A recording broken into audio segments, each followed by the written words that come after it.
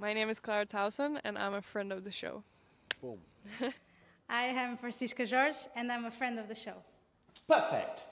Hi, my name is Susan Leemans, and I'm a friend of the show. Boom. Yeah. My name is Zainab Sammaz, and I'm a friend of the show. Boom. Hey guys, my name is Sasha Vickery, and I'm a friend of the show. Boom. Hi, my name is Lloyd Harris, and I'm a friend of the show. Perfect. Hi, my name is Jan Faria, and I'm a friend of the show. Boom. Yes. Take one. Well done. Hi, my name is Jasmine Paulini, and I'm a friend of the show. Wow, Jasmine, you got it in one time. Ready? Play.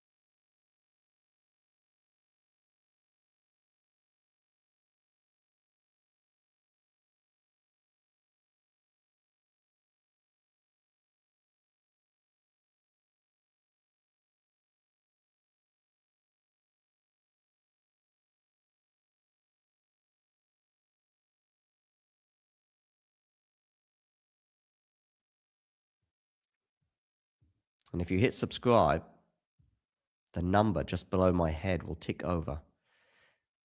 And you'll know that it was you who made that difference.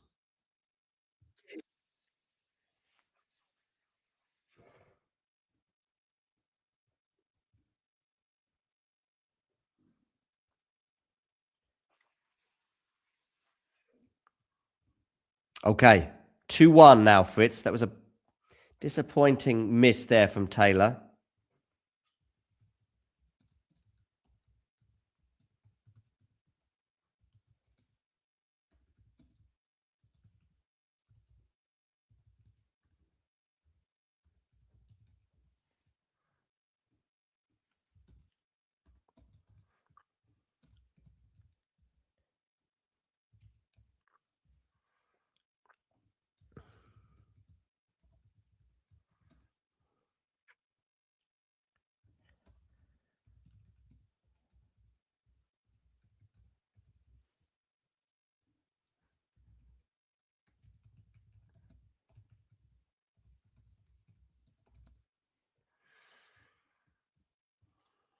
Okay, 3-1 now, Taylor Fritz.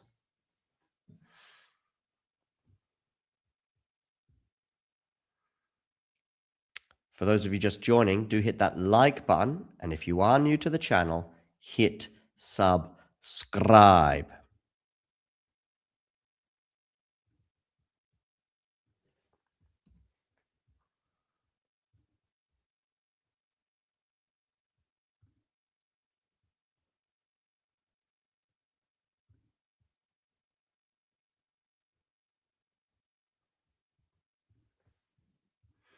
Four 4-1 now. Fritz leads in this tiebreak. Remember, Mickelson was serving for the match, but was unable to get over the line at 5-4. Serves it down the tee. Look at that wind. But he's put the backhand away for 4-2. Change of ends.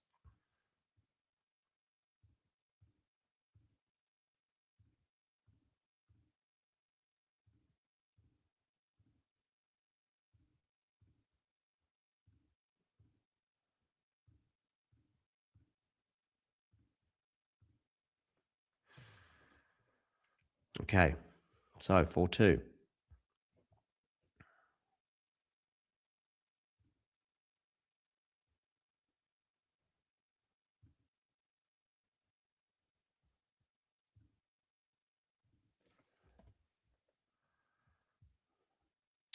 Two 4, I should say. Mickelson serving here. Out wide. Okay, 4-3 now. So just the one mini break advantage that Taylor has in this tiebreak. With an ace there out wide, Mickelson. Mickelson, at least technically, he's just 4 points away from the win. But it feels a little far at the moment because he was serving for it and didn't serve it out. And he's a mini break down in this tiebreak. Taylor here serving 4-3. It's a good first serve, and it's now 5-3 because Mickelson can't deal with that on the backhand going long. Taylor leads 5-3 in this tiebreak. If he holds this point on serve, he will have 3 set points.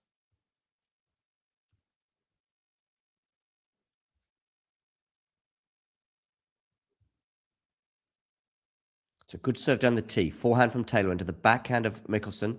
And now it's on the backhand of Fritz, and he can't deal with that. And so it is 5-4, and the mini break advantage that Taylor had has gone. As quick as that. Mickelson to serve at 4-5.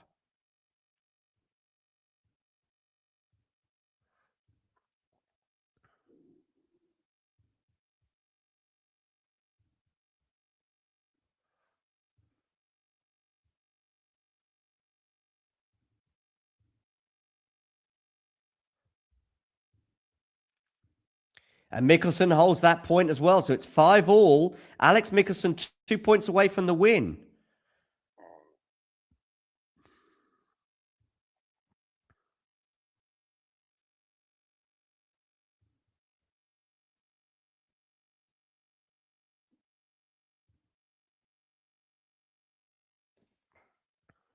Okay, we're into the rally here. Forehand to forehand right now. Forehand from Fritz into the forehand of Mickelson. But Mickelson's going to miss-hit that forehand. And we're going to have a set point for Taylor Fritz on his serve. 6-5. Mickelson can't believe that.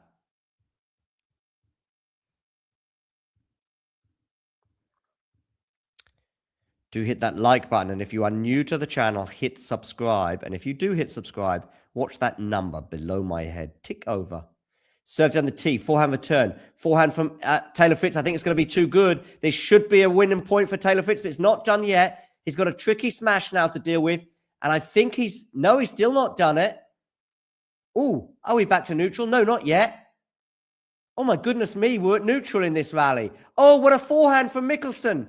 And it's going to land out. Somehow Mickelson wins that point. 6-all. Taylor was not ruthless enough with some of those smashes. And as a result, it's 6 points all. How much will Taylor live to regret those smashes and those opportunities? Look at him put his head below his shirt. Taylor really should be doing something more with that.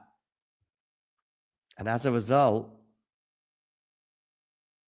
it's 6 points all.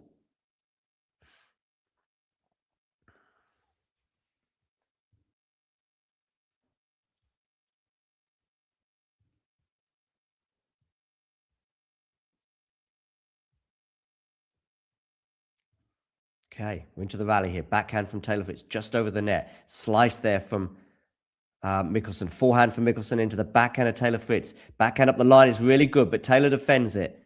Backhand now cross court into the backhand of Taylor Fritz. Backhand again from Mickelson, but Taylor Fritz is going to go long, and look how angry he is with that. He's angry, I think, more though because of the previous point. That's where he's frustrated. He knows that was a chance.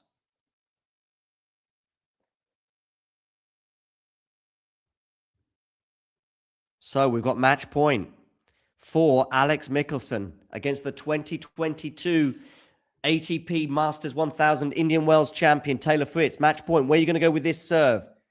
In the first into the net. Second serve here for Fritz, therefore, to look at. Mickelson 7-6. He leads. Match point. Backhand returns. A good kick serve, that one. Nice one up the line. Taylor can't deal with it on the forehand side. He is livid with himself. He had chances on set point, but he was too casual with some of those smashes. Well done for Mickelson for fighting and staying in it. And he gets his reward, winning 8-6 in the tiebreak. It's a nice exchange between the two at the net. The 2022 champion, Taylor Fritz, is out. But Mickelson plows on through 6-4, 7-6. A little reminder for you. Mickelson goes up an early break, holds on to that break, gets over the line, wins the first set by 6-4. Goes up a break in the second set, serves for the match, doesn't get over the line. And once Taylor held for 6-5, we thought, uh-oh, we're going 3. And then you would have made Taylor Fritz the hot favorite. Fritz had set points, and none more so, with smashes on set points. And he couldn't put it away. Mickelson fighting. Got his reward because Taylor was perhaps just a bit too casual with some of those smashes. He thought it was done, perhaps. And he was livid with himself when he went and at 6-5 there, ends up going 6-all. Change of ends. And then Mickelson wins back-to-back points. And Fritz is out. His year so far has sucked. And here are some of the stats for this Fritz-Mickelson match. 8.2 was the performance rating for Alex compared to 7.8 for Taylor. Mickelson, 35% of his serves were unreturned. That's pretty good. Both of them over 70% first serves in. And both of them over 70% first serves won. But Taylor Fritz won just 39% of his second serves. That is not good enough. And when you've got a return quality of 6.7 as well, Taylor, you're going to be in big trouble. He also didn't take enough of his breakpoint opportunities today, did Taylor.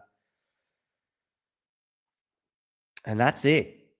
His campaign, hoping to win a second title in Indian Wells, is over, as is this stream.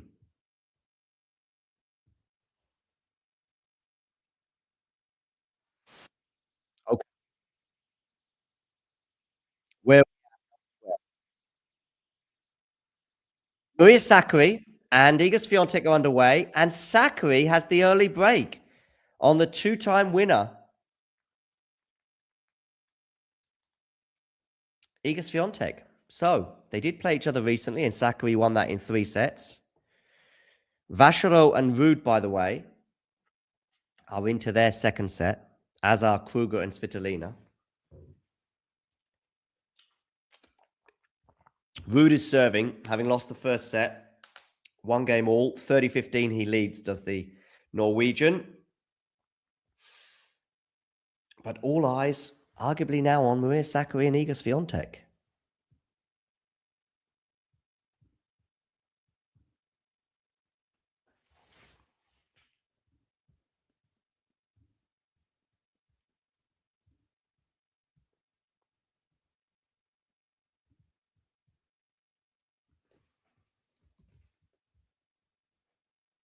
So Sakkari to serve here, leading 1-love.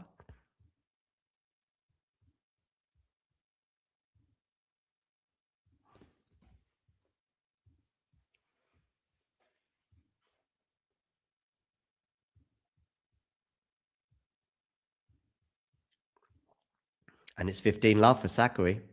6 minutes on the clock on Stadium 1.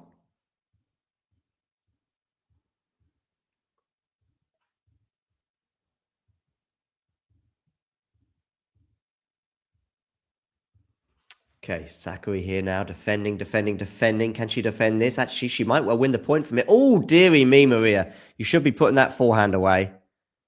But you didn't. So it's 15-all.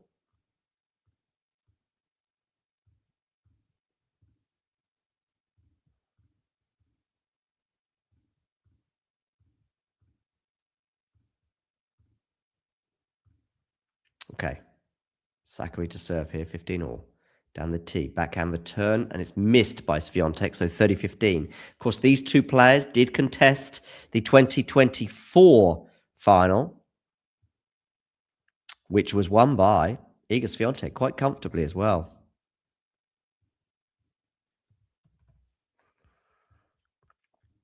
Tomorrow we will have lots and lots of watch-alongs as well, so do join us for those.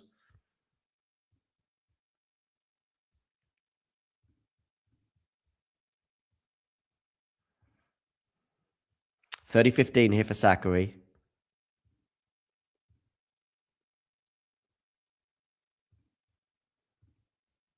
Becomes 30-all.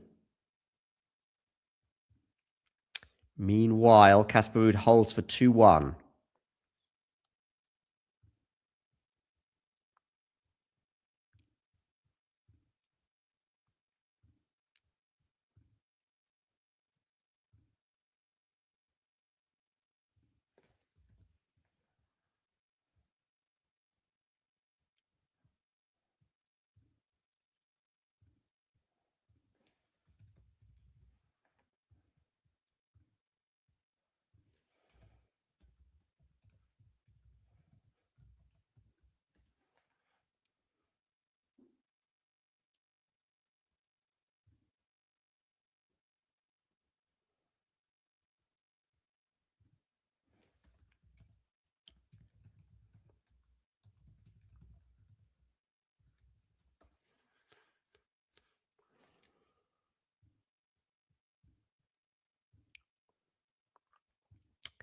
Yes, to let you know, Siniakova's knocked out the defending champ Mida Andreeva in 3 sets. Yes, it is pretty windy there again, Ashley, yeah, in Indian Wells.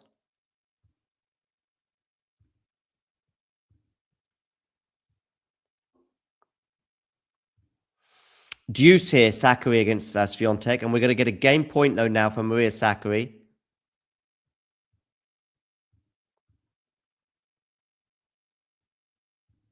She gets to advantage.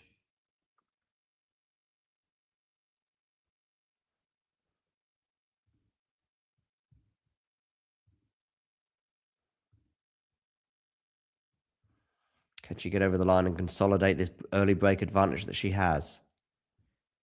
Second serve here for Sakkari.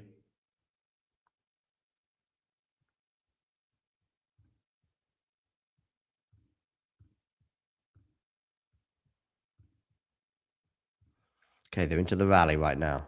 Backhand cross court from Iga's pretty good, but that's going to go long from Sakkari, so it's deuce.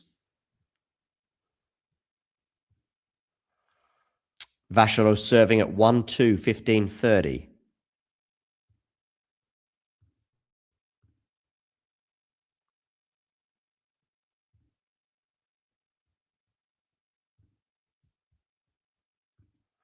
Taylor Fritz is another former champion who fell today. But two former champions who are through are Cam Norrie and Jack Draper, the two Brits that won it in 2021 and 2025, respectively.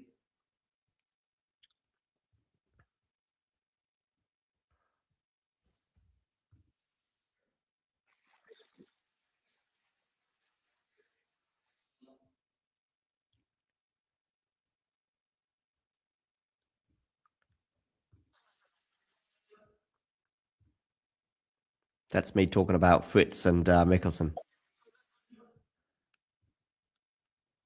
That was an epic point. Somehow Mickelson won.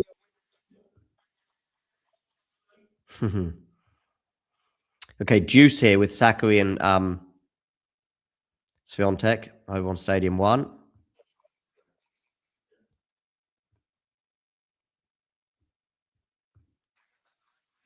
Okay.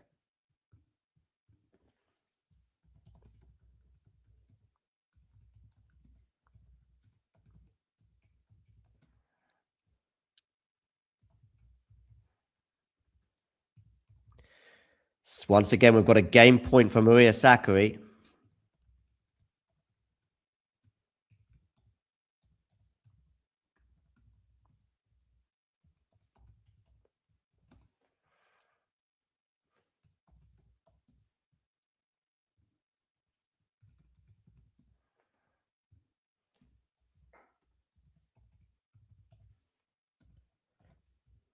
And Sakkari finally gets over the line. She holds for 2-love.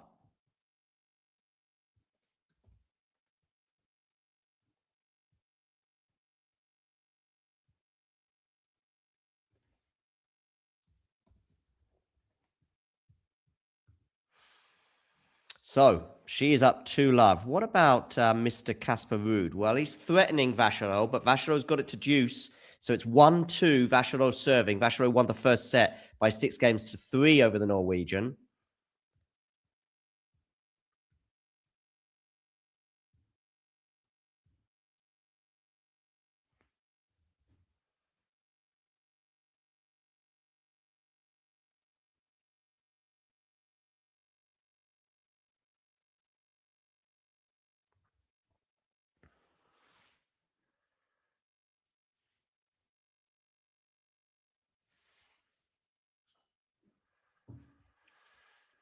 Okay.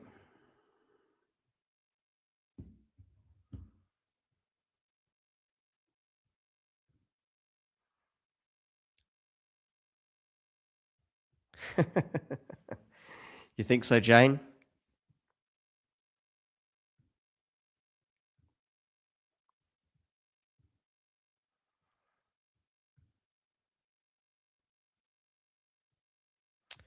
Oh, look at this rally. Is that going to be 15-30? It is. Yes, on the Iga Swiatek serve.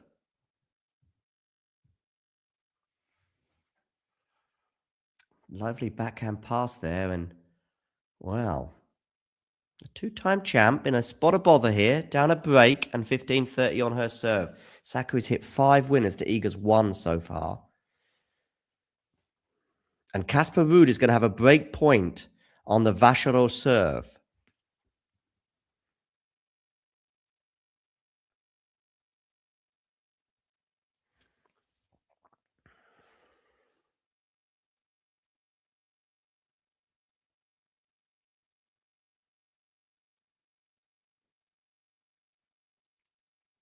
Meanwhile, back-to-back points for Iga sees her have a game point.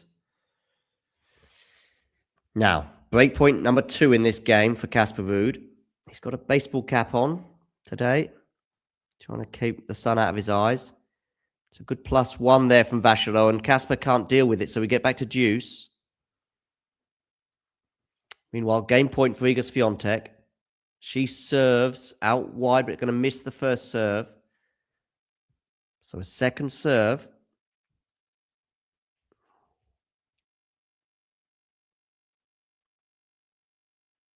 Where are you going to go with this second serve? You are going into the backhand of Sakkari. It's a good return from Maria.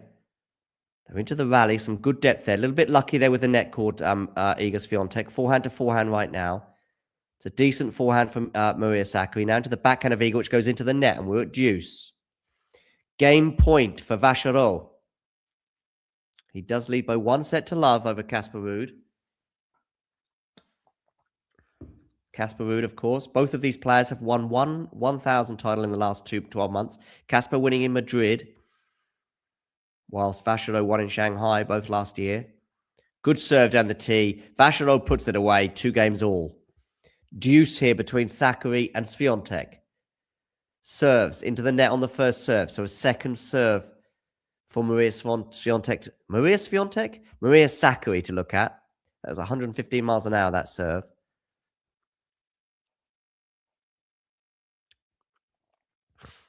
Backhand return into the backhand of Iga Swiatek. Swiatek comes into the net. Oh, Maria tried to pass her with a cross court, but it doesn't work. So game point for Iga Swiatek.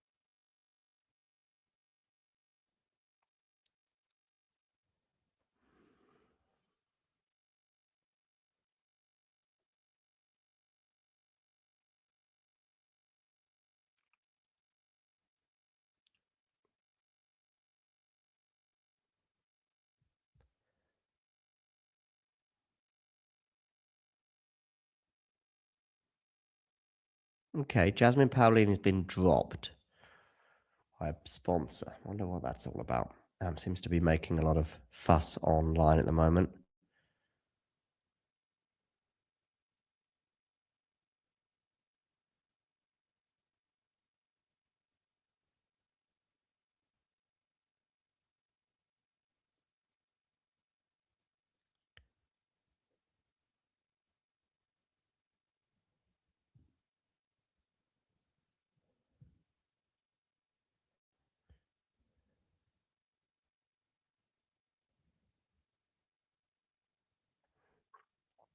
Okay, so we're here now at game point now for Iga Swiatek.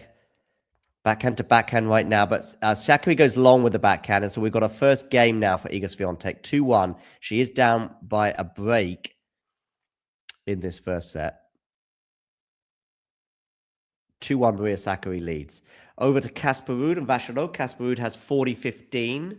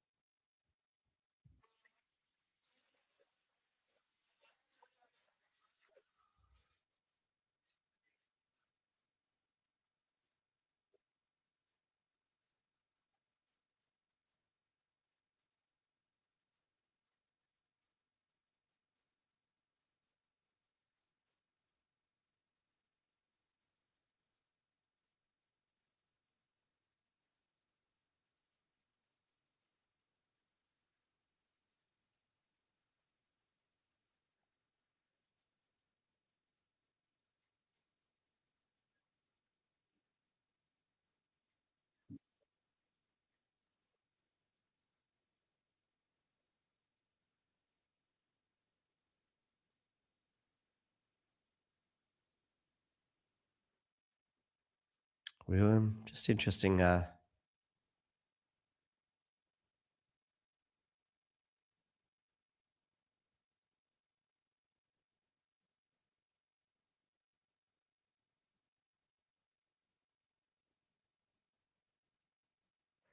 looking at something online. I don't know if Chris Eubanks comes across very well here.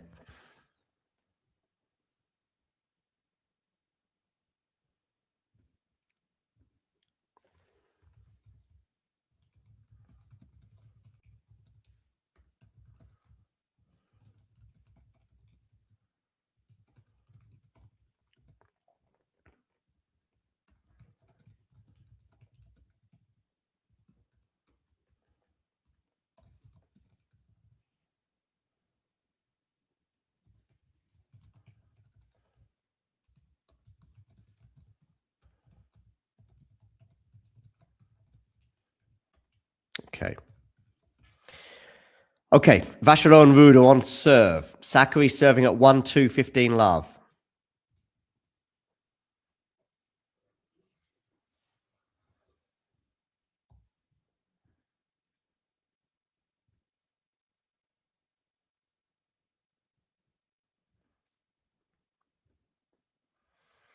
Vacheron serving at 2-3, 30 love. Oh, Svitolina is one game away from sealing her spot in the round of 16. She leads 6-4, 5-2 on Ashlyn Kruger. Sakkari here at 15 love on her serve, peppering, having to receive some forehands there, and her absorption of the pace from Swiatek, not great. So it's actually love 30 on the Sakkari serve. I may have said 15 love by mistake.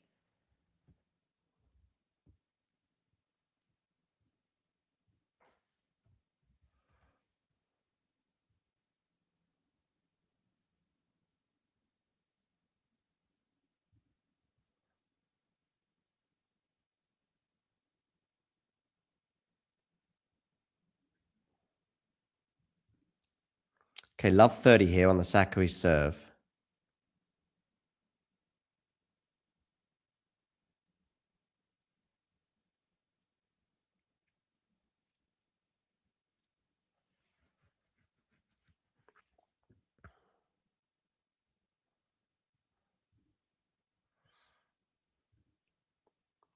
Vacheron gets to 40-15 at 2-3 on his serve. Wow, look at that air shot from Sakkari, by the way. 15-40. We've got some break points. We did have 3 break points. It's just 2 now. Sakkari saves the first of the 3 with a serve out wide and then a forehand into the forehand of Iga that she also had an air shot on. I think it's the wind that's playing havoc with both players there with those 2 air shots. And so it is 15-40.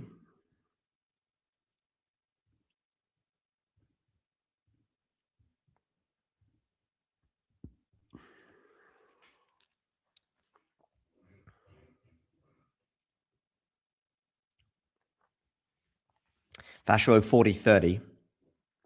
Anyway, Sakkari here, 15-40. Iga ready to pounce. Backhand return from her is excellent, and we are back on serve. Great return of serve. That was Alex Ziala-esque, if I may say. And it's 2 games all.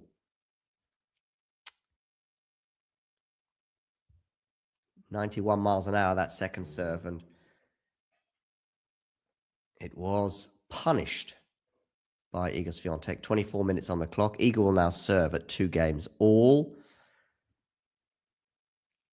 Vacheron here, 2-3, 40-30. Second serve as well for Casper Ruud to look at.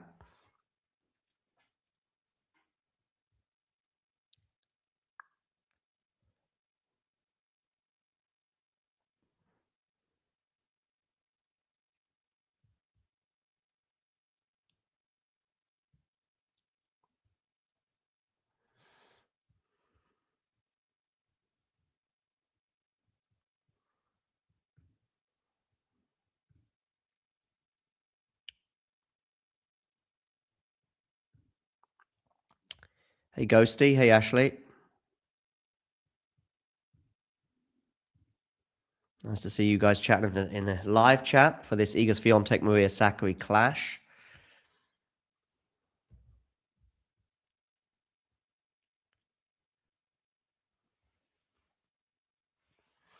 Vacheron and Ruud, by the way, at deuce, and Swiatek at love 15 on her serve. And we're going to have a break point for Casper Ruud here on the Vacheron serve. He had break points, I think, in the previous service game of Vacheron, but Vacheron got out of trouble. Iga Swiatek gets to 15 all. It was a good second serve into the body of Sakkari. Can Casper Ruud take this break point and go up a break in this second set?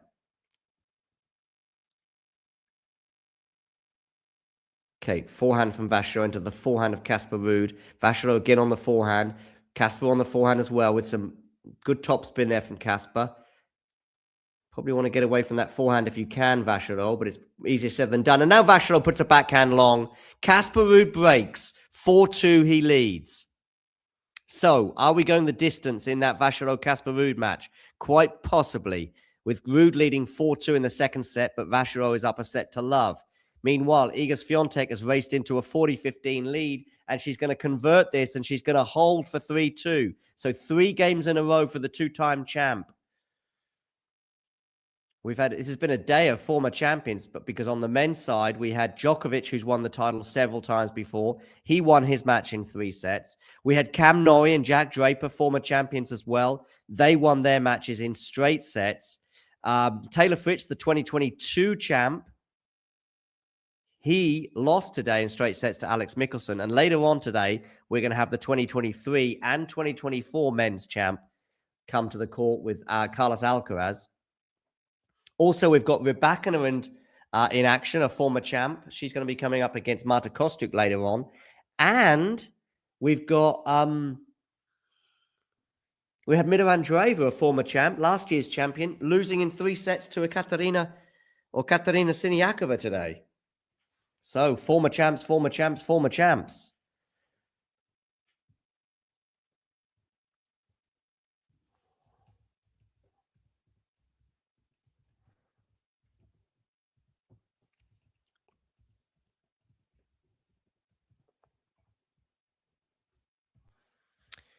Rude here, love 15 down on his serve, by the way.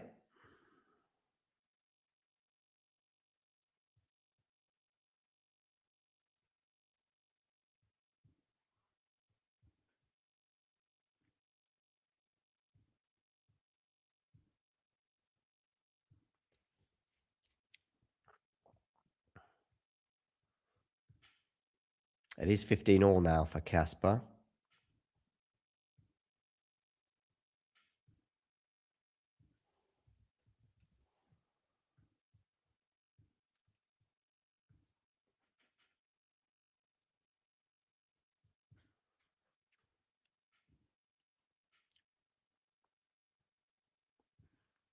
As he tries to get to 5-2 in this second set.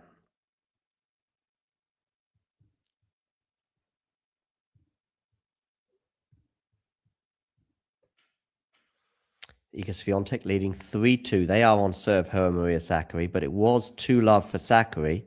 But now 3 games in a row. It's a hold and then a break and then a hold for Swiatek, steadying the ship somewhat.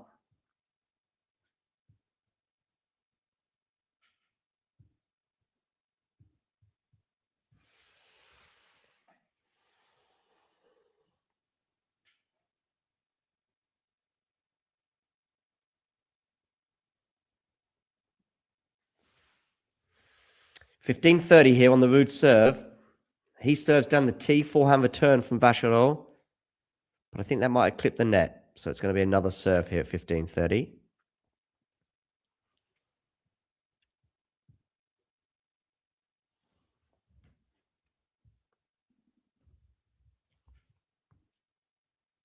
Do let me know in the live chat who you think is winning today. Right, Iga or Maria? Just go for it right now. Put Iga or Maria in the live chat. And let me know who's winning, in your opinion. Who will win?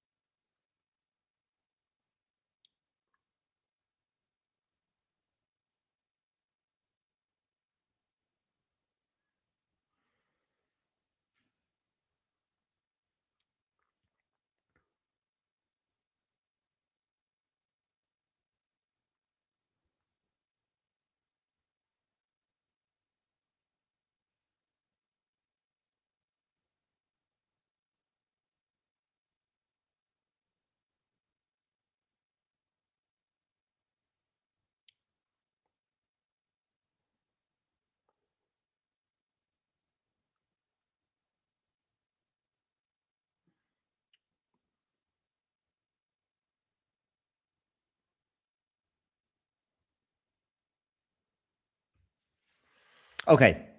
Swiatek here serving 3-all, 15 love.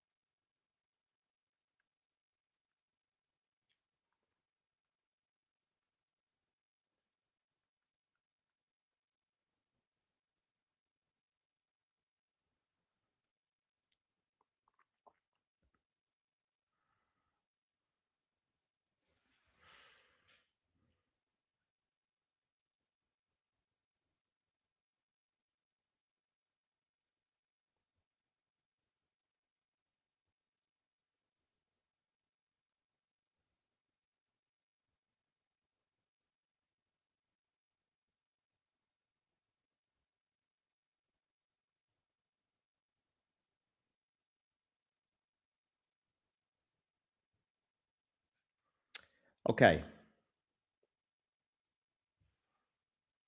WATCHALONG serving at 2-5, 15 love. Ooh.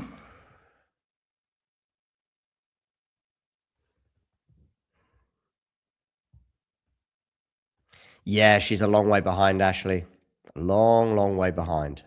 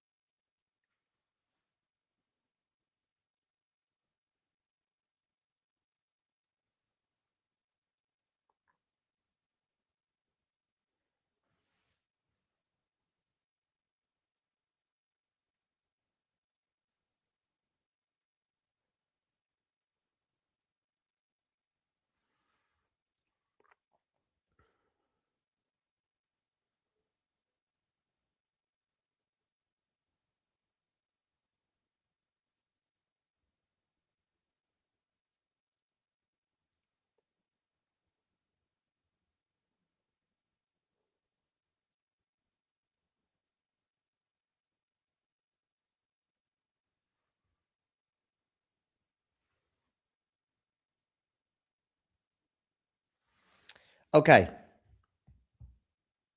4-3 for Iga. And 5-2 for Casper.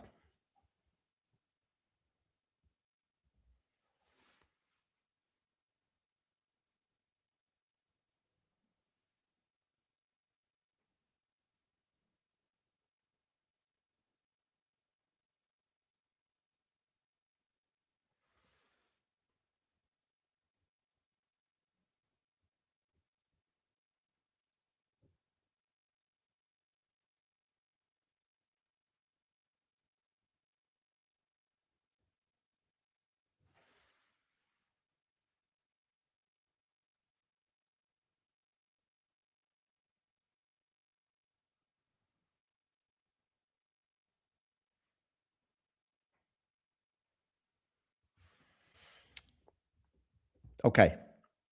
Swiatek here. Love 30 on the Maria serve.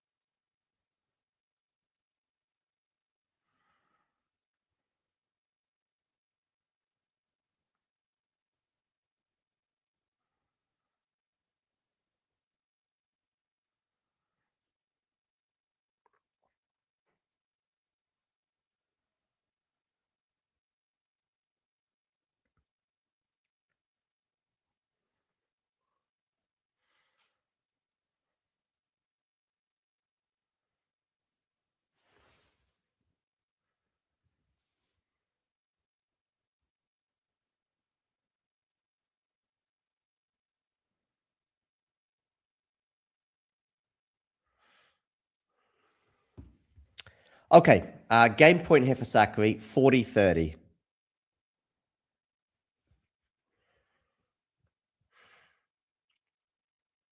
Backhand return from Ego into the forehand of Sakkari, which is going to go wide. So it is deuce. And Casper Ruud is serving for the second set. 5-3.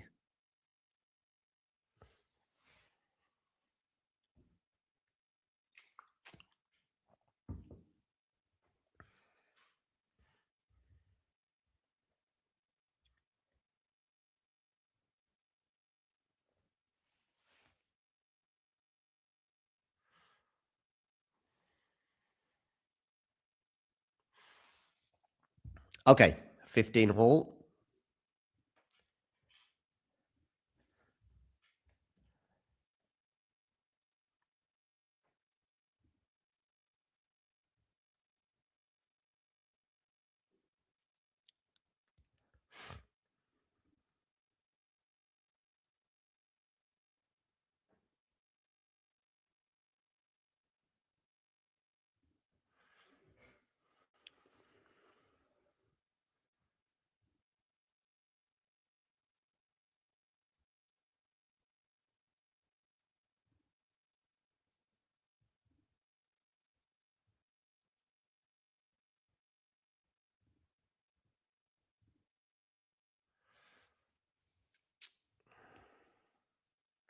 Deuce here, by the way, at 4-3, or 3-4, I should say, with Sakkari serving.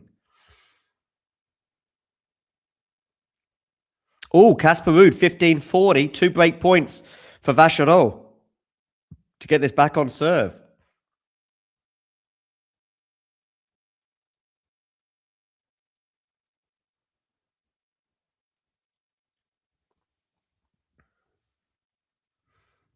Oh, game point now for Sakkari after a backhand from Swiatek goes into the net.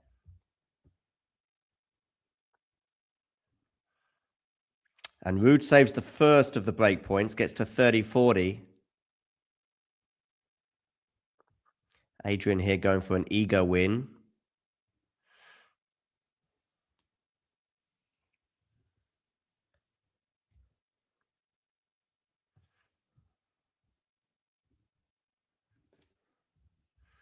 Oh, an ace there from Casper Ruud just at the right time.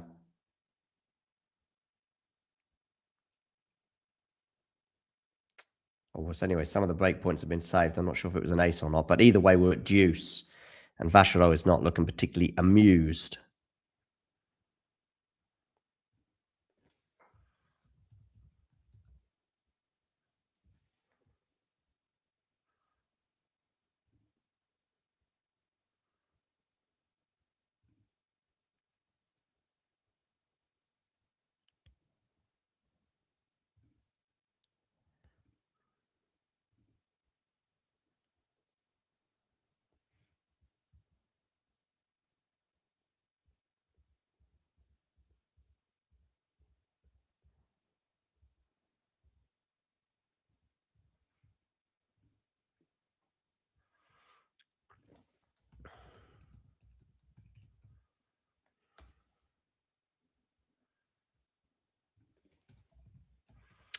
Game point here. No break point for Iga Swiatek at 3-4. Good serve down the tee from Sakkari. Now on the forehand of Sakkari. She goes long.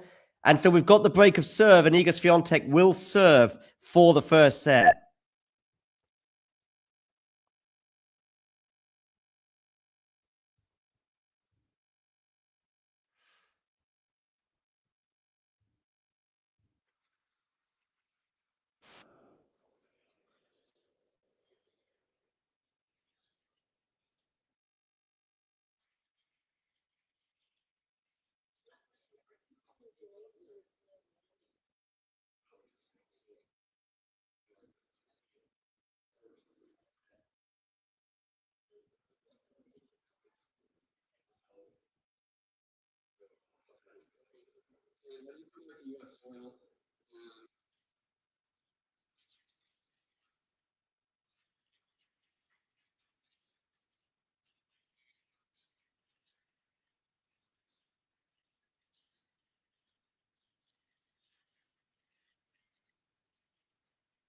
So Swiatek serving for the first set, 5-3, 15 love.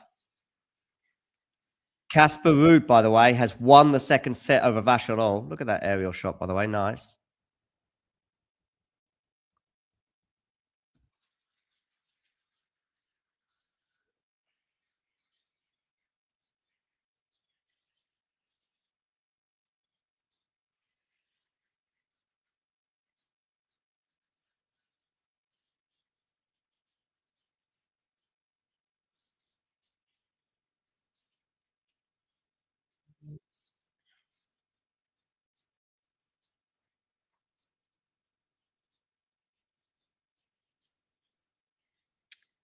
Yeah, Casper Ruud does it.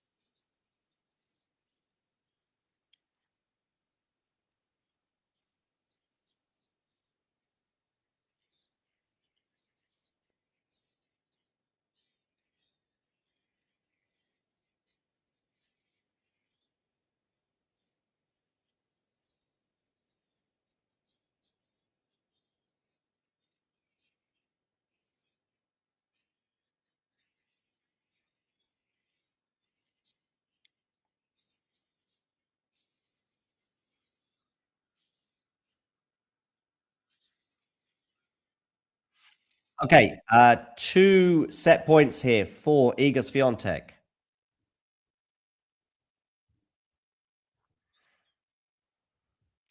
And she's got the job done. So her and Casper Ruud, 2 clay dons, I think it's fair to say.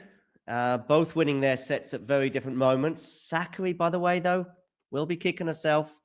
She was up an early break and leads now, though. Swiatek wins that first set by 6 games to 3.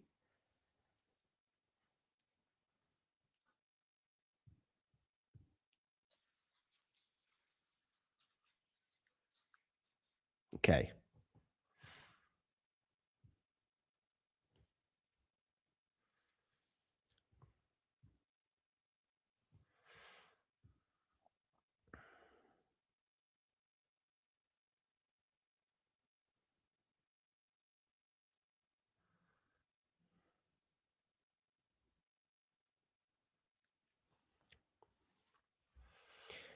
Okay, so Vacherot and Ruud get underway in the third set.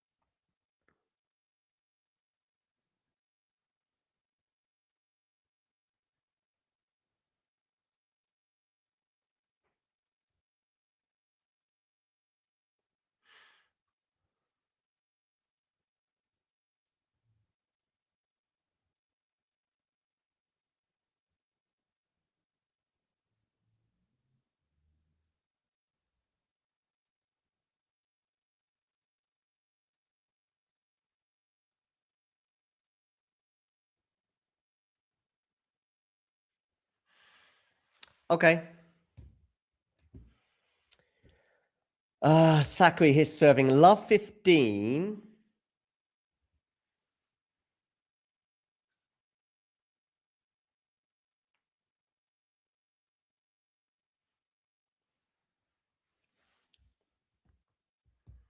And Casper Ruud, by the way, is up an early break in the third set.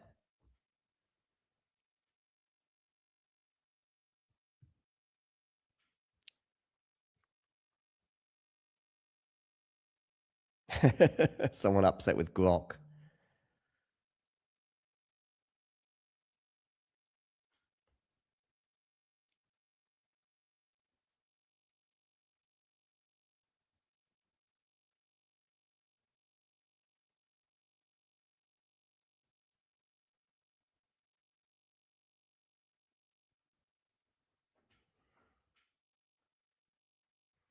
Yep.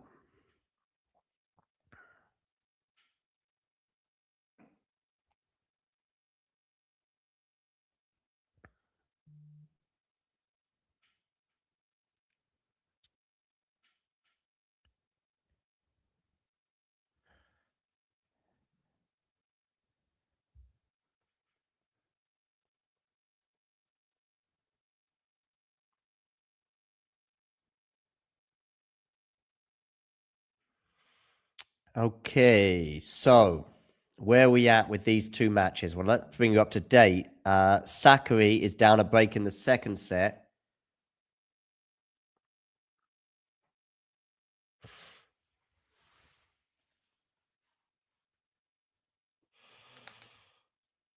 And then Casper Ruud is up an early break already on WATCHALONG. So we are looking at pretty significant swings in these matches. Maria Sakkari has lost 7 of the last 8 games, 50 minutes on the clock. And Casper Ruud holds for 2 love.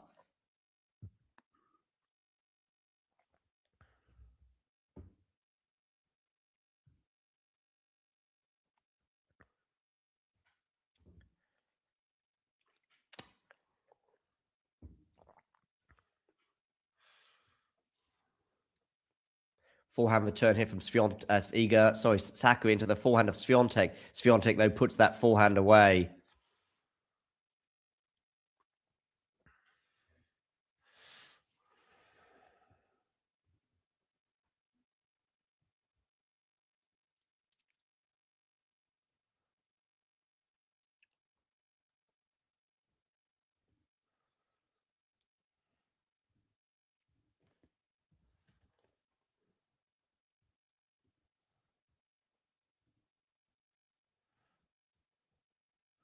Wins for Alex Mickelson and Rinji Hichikata and Jack Draper and Cam Norrie today.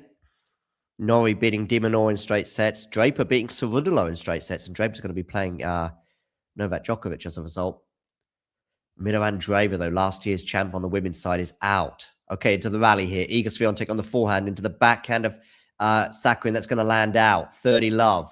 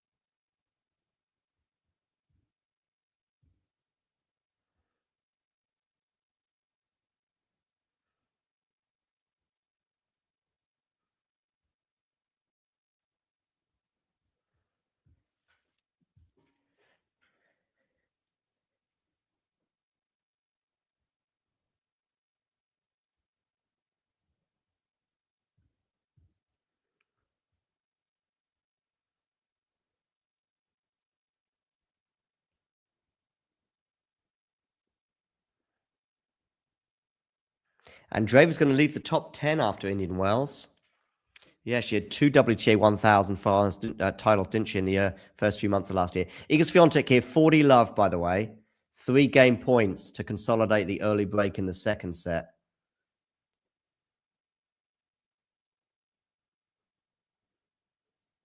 Smash there from Iga's going to go long. So 40-15. It was a difficult smash from the baseline.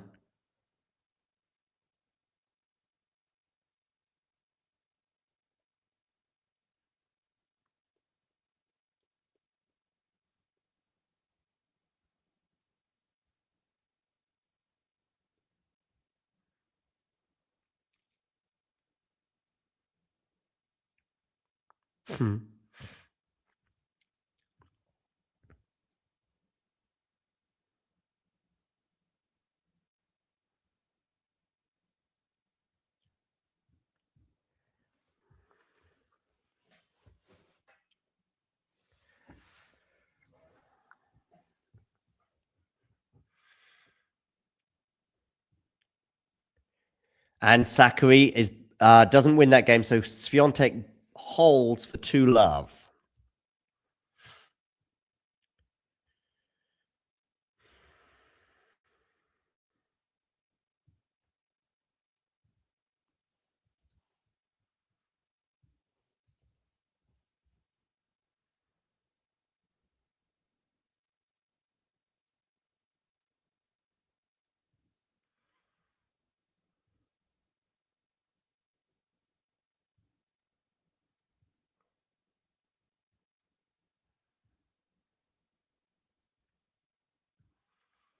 And it's 15-love here on the Sakkari serve. Meanwhile, Casper Ruud serving at 2-1, an hour and a half on the clock for this particular encounter. They're in the third set. Ruud is leading 2-1 with a break.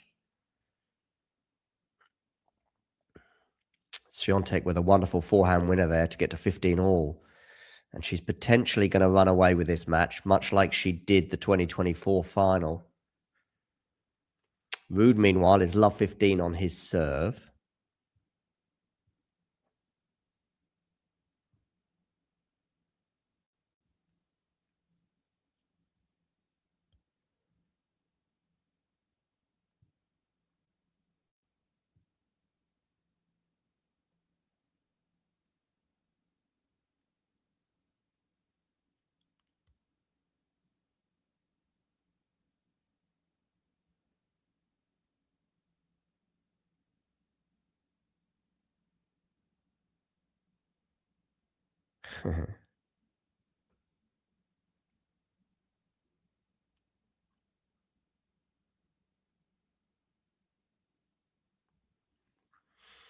And Ruud here 15-30. So a little bit of discomfort perhaps for Casper.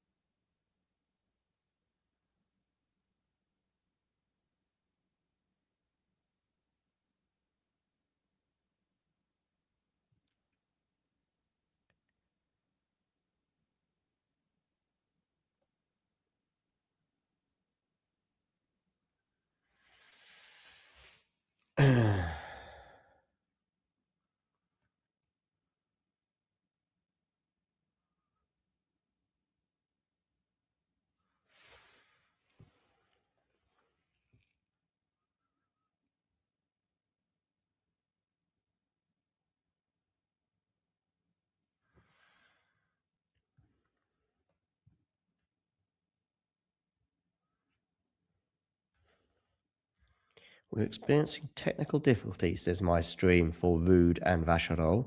We've got a game point for Casper at 40-30. And Sakkari took a little bit of an effort, but she does get over the line on her serve. So it's 2-1. So it's just the one break of serve that Iga has. She did get to deuce on the Maria serve, but a wonderful forehand winner for Maria at deuce there.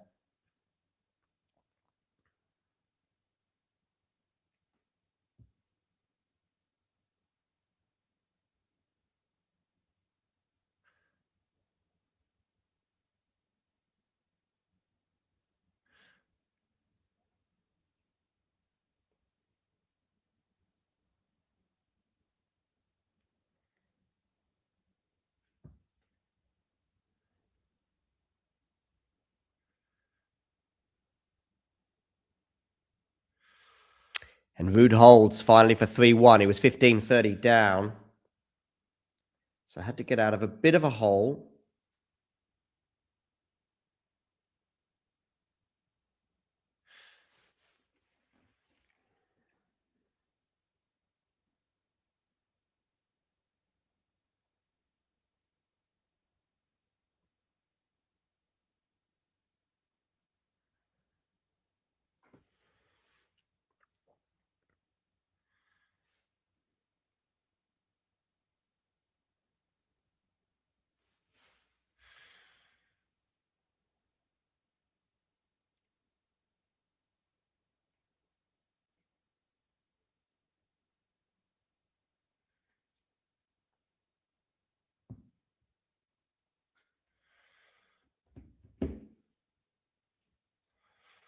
So when they return to the courts, Swiatek will be serving. She's up a set and a break on Maria Sakkari, and Casper Ruud leads Vacherot by a break in the deciding set.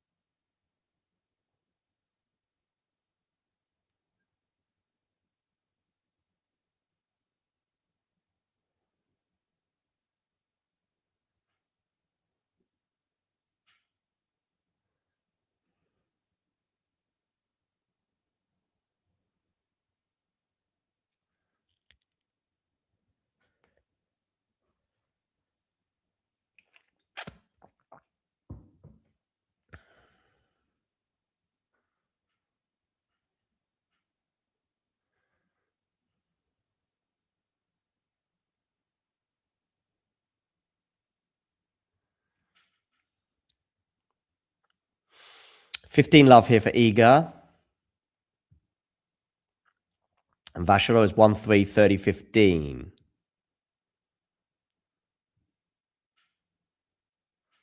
Wonderful to have so many of you on board watching today. Do hit that like button. If you are new to the channel, hit subscribe. Lovely drop shot there from Sakkari to get us to 15 all.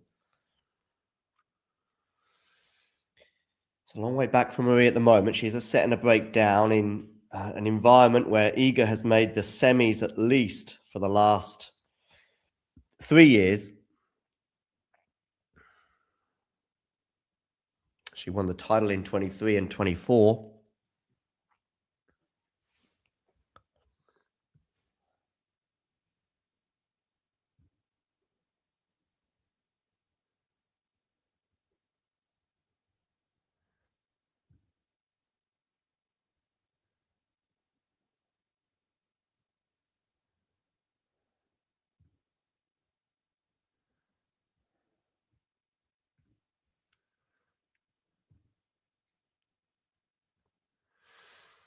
Okay, wonderful that you can hit the like button and also subscribe. If you all hit subscribe right now, you'll see this little number just below my head tick over.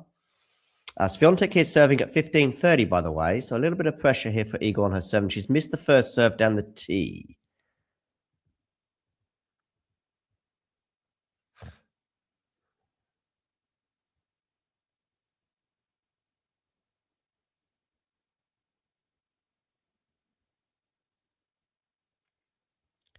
Backhand cross court into the backhand of Coco. Forehand from Iga.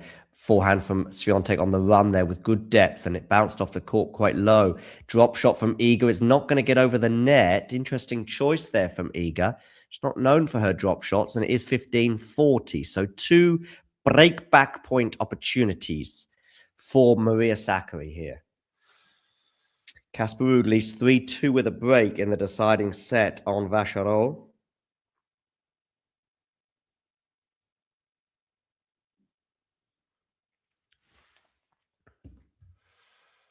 Swiatek saves the first of those 2 break points. I'm going to put my slippers on. It's actually starting to get a bit chilly now. We've had a good couple of weeks weather in Germany, but that seems to be at an end for a little while. I've got to just locate my slippers now. Call me an old man.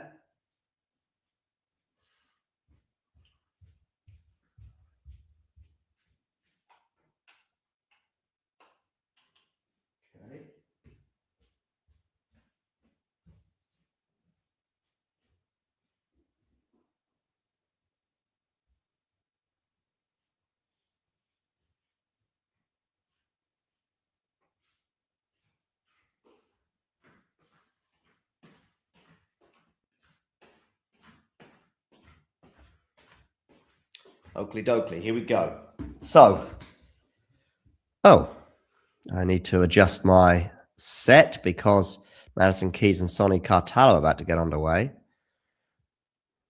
So there you go. You can still see all these matches. Iga Swiatek saved both of those break points and gets us to deuce. Casper Ruud 3-2, 30 love.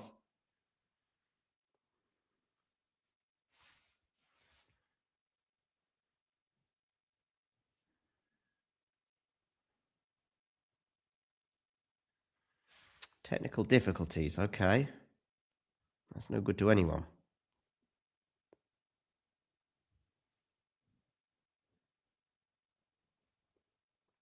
All right. It is what it is. We are at deuce here once again. Wonderful return of serve there from Maria Sakkari, by the way. Dare I say it, out of the Alexiala school book. She had a break, bringing that break point about before an unreturned serve got us back to deuce. But we are going to have another break point from Maria Sakkari, the fourth one of this game. Ruud, by the way, has 3 game points to get him to 4-2.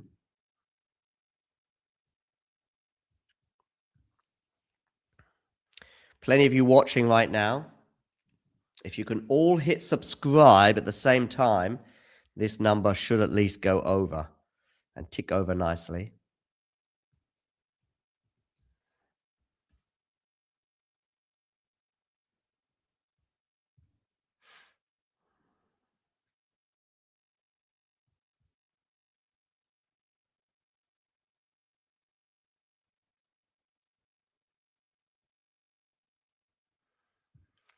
So yeah, here comes that next break point for Sakkari. Break point number 4 in this game. She had 15-40, then she's had a couple more break points.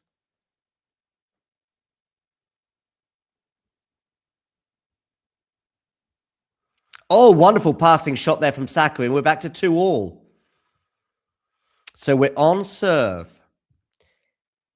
Ruud holds for 4-2, 2 games away from the victory, and a spot in the round of 16 where potentially Carlos Alcaraz would lie in wait. Madison Keys and Sonny Cartallo are about to get underway on Stadium 2.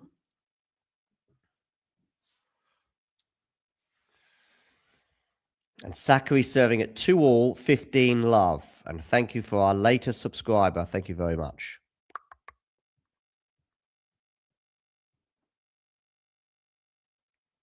Yeah, that return was wild, Ghosty. Absolutely wild. As I suggested, maybe it came out of the Alexiala school of returns.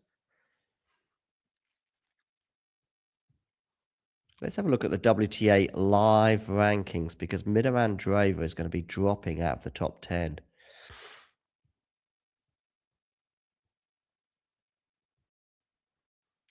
After this loss today. Well, I have her at number 10 in the live rankings, but there seems to be a lot of confidence that she will be dropping out. Of course, there are matches to come that could see Osaka get some points, for example, Mukova as well, Bencic. All of these players are still in the tournament, ranked just below Mira in the rankings. Madison Keys as well, but Madison's defending semi-final points, so might be quite tough for her. Svitolina up to number 8 in the world, by the way.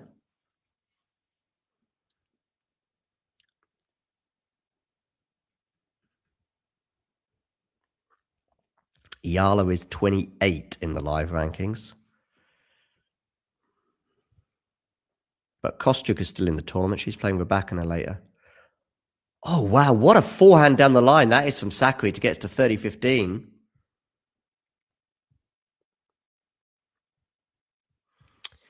I don't know any further updates from obviously yesterday in terms of her having a left arm injury. Listen, my eye test is not that reliable, but I'm optimistic as it's not her tennis playing arm. Nevertheless, we have to think of Miami being in doubt, at least for now.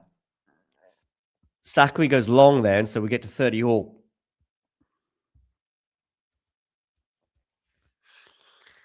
Which match will finish first? Casper Ruud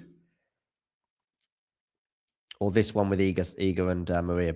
Casper Ruud is only 2 games away from the win, so unless that goes to a tiebreak and Iga runs away with this set, you'd imagine that the Ruud-Vacherot match will finish first, especially as Ruud is up a set in this deciding set. Sakkari has 40-30 after Swiatek goes long. Andreeva is about to retake the court alongside Mboko up against Hailey Baptiste and Yelena Ostapenko.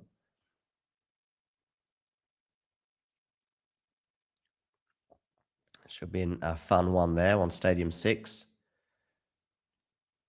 Good serve down the tee there from Sakkari, but it must have just landed out. So a second serve here for Iga Swiatek to look at, and there's the wind.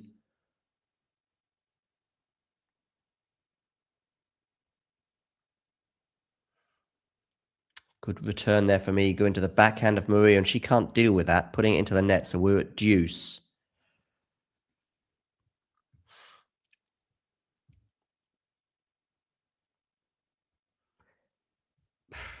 I mean, it depends on how bad it is. Listen, even if you're not using your left arm to play tennis with, in terms of your movement and discomfort, yeah, you know, only Coco can answer that question, but you have to have a standpoint, a starting point of, unless you can show evidence otherwise that the player is going to make the right decision, especially one as professional as Coco. Okay, are we going to get another break of serve here? Great return there from Swiatek, forcing the error, I would argue, on the right forehand side. And so we have got a break point for Iga Swiatek. Casper Ruud, by the way, 4-3, but he is love 15 down on his serve. Shall we have a look at some ATP live rankings, by the way?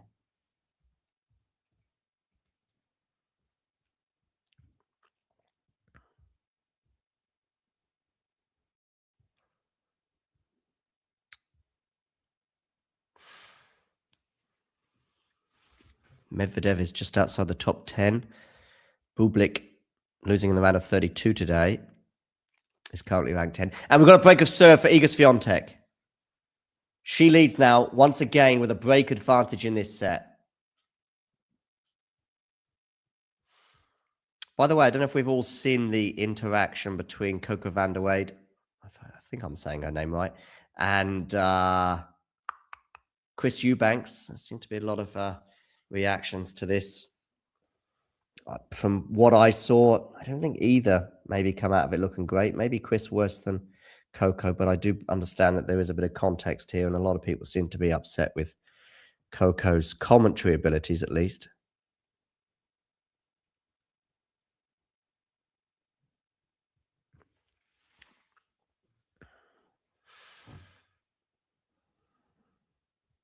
And I know we all have different experiences with the two people involved.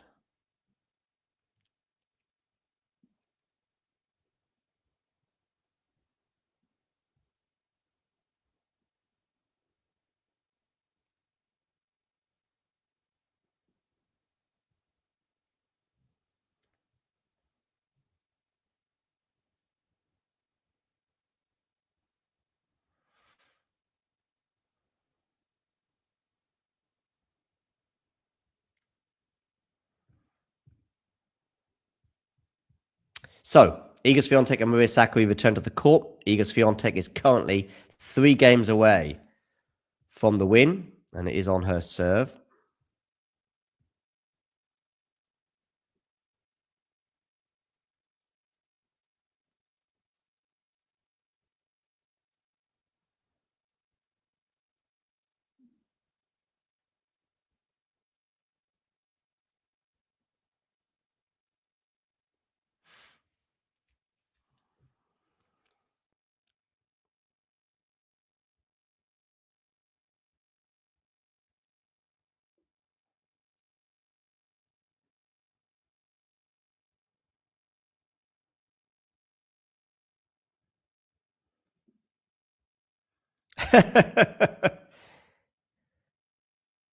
So I'm just having a quick look at one or two things on social media. Swiatek here serving at 3-2, 15 all.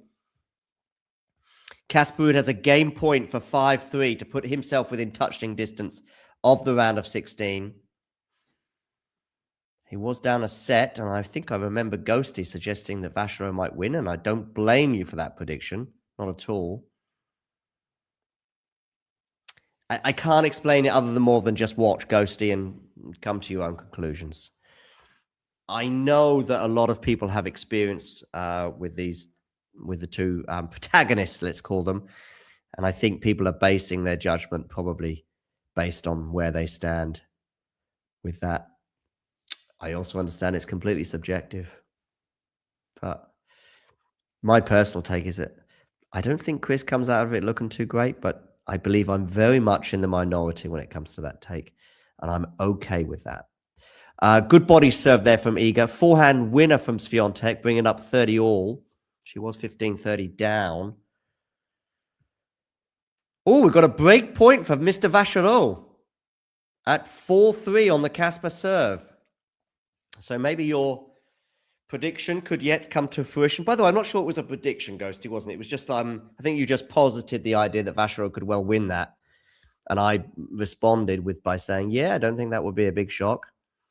I saw it as a 55-45 pre-match in Casper's favor, but not much more than that. Casper saves the break point, by the way, so we do get to deuce. Or back to deuce, I should say. I don't have a Tennis Channel subscription, Ghosty, but I know it's, I've seen it a few times on social media.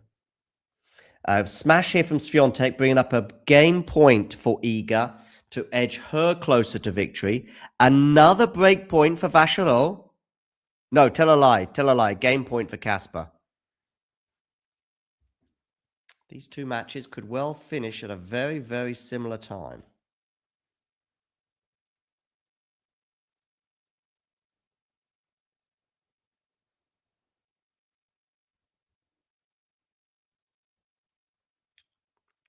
If you have TikTok, by the way, do check us out. We are there. And we're ready for your follow. Okay, 40-30 here for the Iga serve. Forehand to forehand right now. Drop shot from Sakkari is not going to be anywhere near good enough, and Iga holds for 4-2. Meanwhile, Casper Ruud saves a break point and holds for 5-3, meaning Vachereau is serving to stay in the match at 3-5.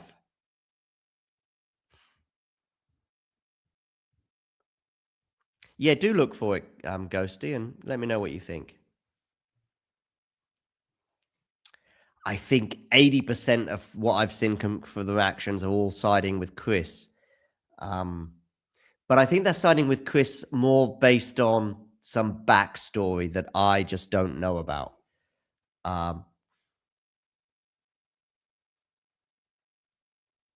Yeah. I think if you take it in isolation, you might view it differently, but you might not. And that's okay. Backhand return from Swiatek.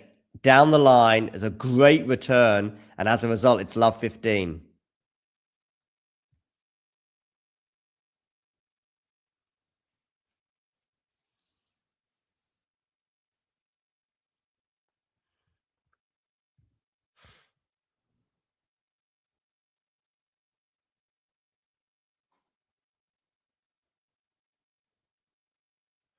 Backhand return into the backhand of Sakkari. Forehand up the line from Sakkari is going to go wide.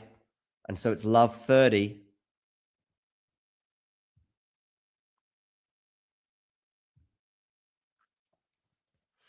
Vachereau serving to stay in the match. 15 all.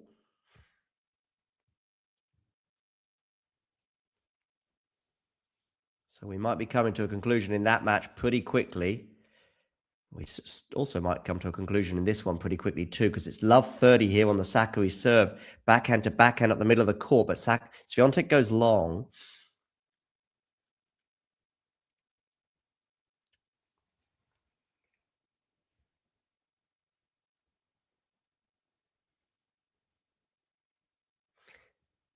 Actually, I think I said that Swiatek won the title in 23 and 24. That's not true. I think it was 22 and 24 that she won the title. Backhand return from Iga goes into the net, so it's 30 all. Yeah, 23 she lost in the semis. But listen to this. What a roll call at Indian Wells for Iga Swiatek. She wins the title in 2022. She gets to the semifinals in 2023. She wins the title in 2024. She gets to the semifinals in 2025. Does that mean she wins the title in 2026? Yeah, maybe. She wants to keep up that run. 2 game points for Vacherot, 40-15, by the way. Forehand on the line from Sakkari. Smash from Sakkari lands in. It's a winner off the racket of Maria Sakkari, and she has a game point to get us to 4-3.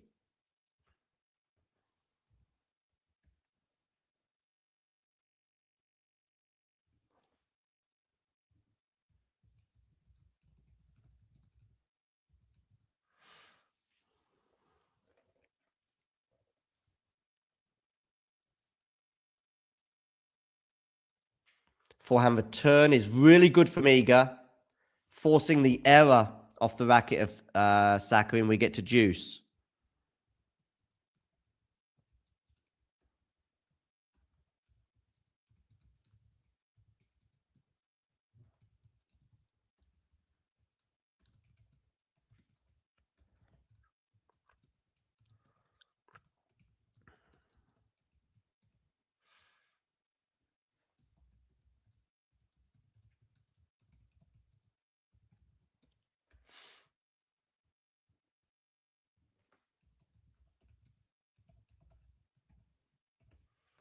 So deuce here on the Sakkari serve.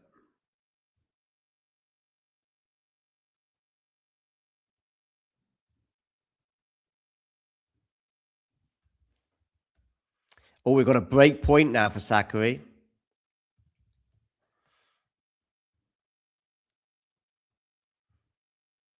Casper Ruud and Vacherot break there, change of ends, and when they return to the court, Ruud will be serving for the match. Meanwhile, Maria Sakkari here, facing a break point, 2-4, serves to the backhand of Swiatek. And that's going to go long, I think, from Sakkari. It is. So 5-2. In fact, my situation of asking who's going to win their match first is very much on, because both Iga Swiatek and Casper Ruud are sitting down knowing that when they return to the court, they were doubles partners, I think, as well in the US Open last year. But anyway, when they return to the court, they're both going to be serving for their matches.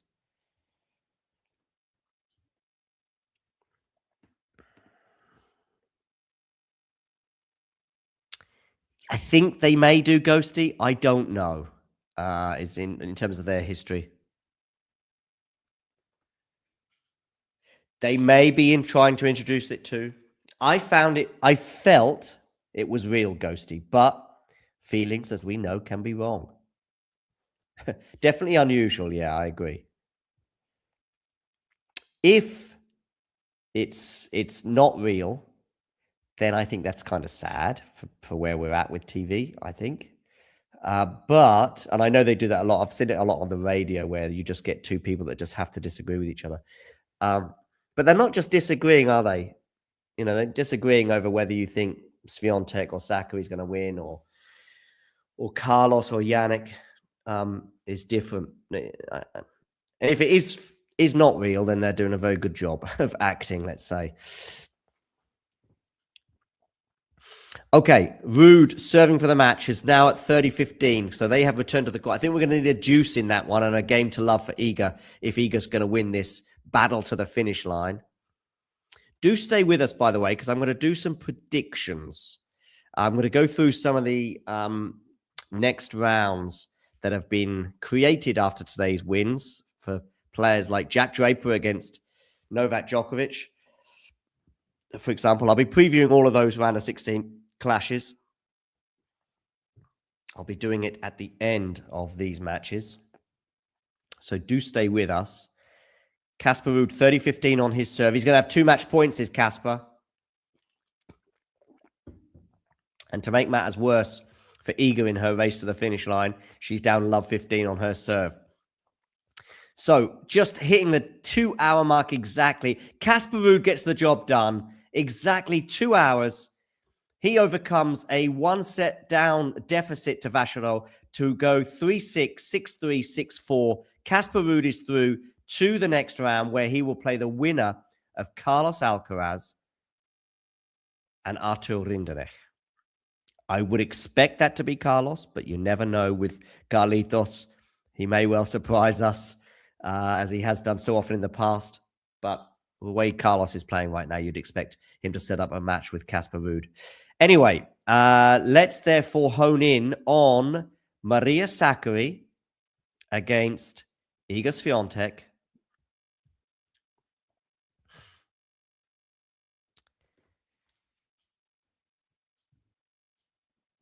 $30-15 now for Iga. So she is 2 points away from the win.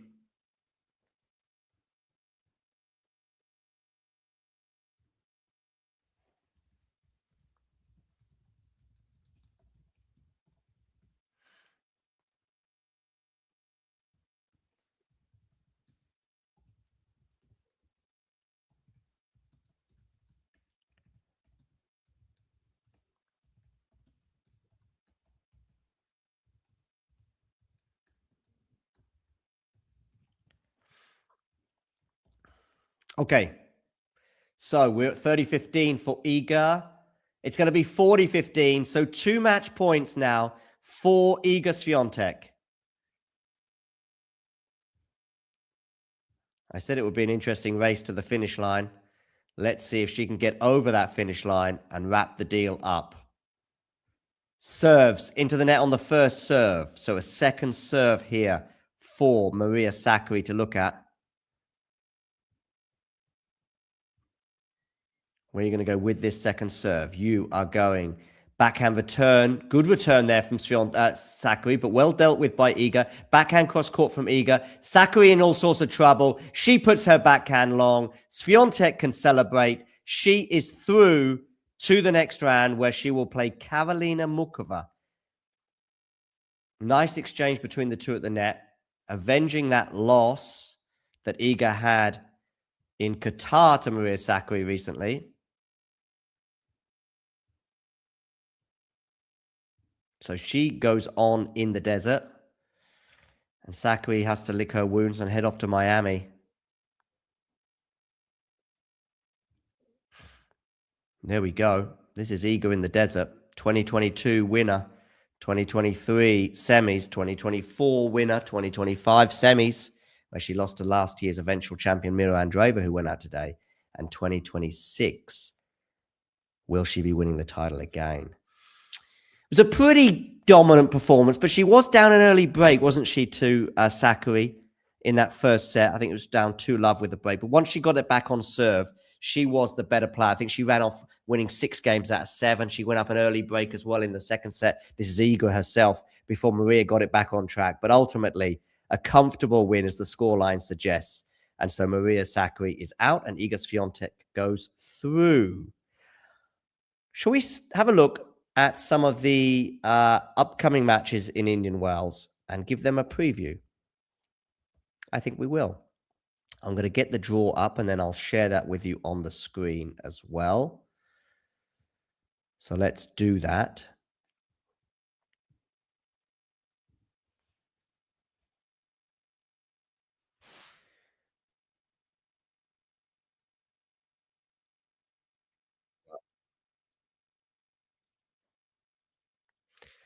We'll start with some of these men's matches.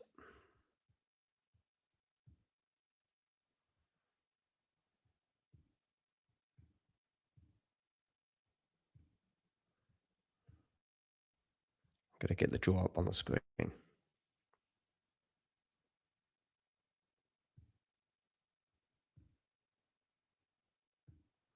So stay with us as we race through some of these previews. All right, well, let's hone in on the top match you see here. Rinji Hijikata is going to be playing Cam Norrie in the round of 16. As I saw Vanch tweet earlier, expectation, Bublik versus De Minaur. Reality, Hijikata versus Cam Norrie.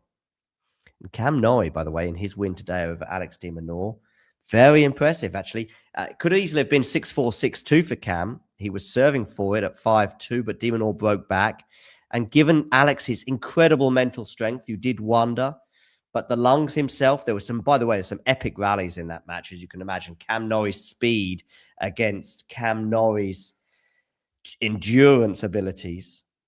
And it was Cam who got over the line. The 2021 champion, I think it was 2021 he won the title, coming up against Rinji Hichikata. Which I'm just going to check. Was it in 2021 that Norrie won Indian Wells? Yeah, 2021. It was the winter one, of course. It was a great period of his career where he won 5 titles across 2 seasons. And Indian Wells, of course, being the highlight, being Basilashvili in that final. As for Rinji Hichikata, he came from a set down to win in 3 sets against Bublik. But let me tell you now, even though it looks like an epic encounter, Hichikata, I would say, first of all, was the better player, but secondly, didn't have to face a single break point on his serve. And if we look at how Rinji Hichikata got to this stage in Indian Wells, he's come through qualifying, beating Reedy in straight sets and Busa in 3 sets. Busa, of course, having a great South American swing recently. He then beats the Italian Rinji Hichikata, Maestrelli, 7-6, 6-4, before coming through in epic 3-setters over both Darderi and Bublik, coming from a set down in both of those, so showing great mental strength and ability to overcome issues, if you like. That win over Darderi, of course, the match point was very interesting because Darderi called hindrance at one point, but there was no hindrance. And then Darderi said he hadn't actually called hindrance, but it was clear that he had stuck his hand up in the air. And by the way, Darderi was so far down in the point, he was almost in Phoenix already. I don't even know if he's playing that Phoenix Challenger. So anyway, Hichikata has come from a set down in 3 of his 5 matches to get to this stage. So incredible run for him to set up this round of 16 clash. As for Cam Norrie in the desert, let's have a look at his run so far. Well, of course, he didn't have to come through qualifying. And in fact, he had a bye to the round of 64. But maybe a nice-ish round of 64 clash for him against Mackenzie McDonald. He won that one 2-3 and then beat De Minaur in straight sets. So he's not dropped a set thus far in the desert. If we look at the Norrie Hichikata head-to-head, by the way, that reads as follows. They've not played each other. So, yeah, tailor the tape. Norrie, the more experienced of the players. 5 years, Hichikata's senior. Norrie currently ranked 29 and obviously a Masters 1000 title winner before. Rinji Hichikata nowhere near that level. Currently ranked outside the top 100, by the way. But yeah, never played each other before. I don't see any challenger or future matches between the two. Got a lefty up against a righty. A lefty in the form of Cam Norrie and a righty in the form of Hichikata. So, what's my prediction? Well, I think Norrie, 2 straight sets win and that impressive win today. Hichikata hanging on by his fingertips at times, but still hats off to him to get to the round of 16 in Indian Wells. Let's have a quick look where he is in the live rankings, by the way. He might be breaching the top 100. That might be an interesting milestone for him. Looks like he might be going up to 62 in the world, which will be incredible. No, maybe not.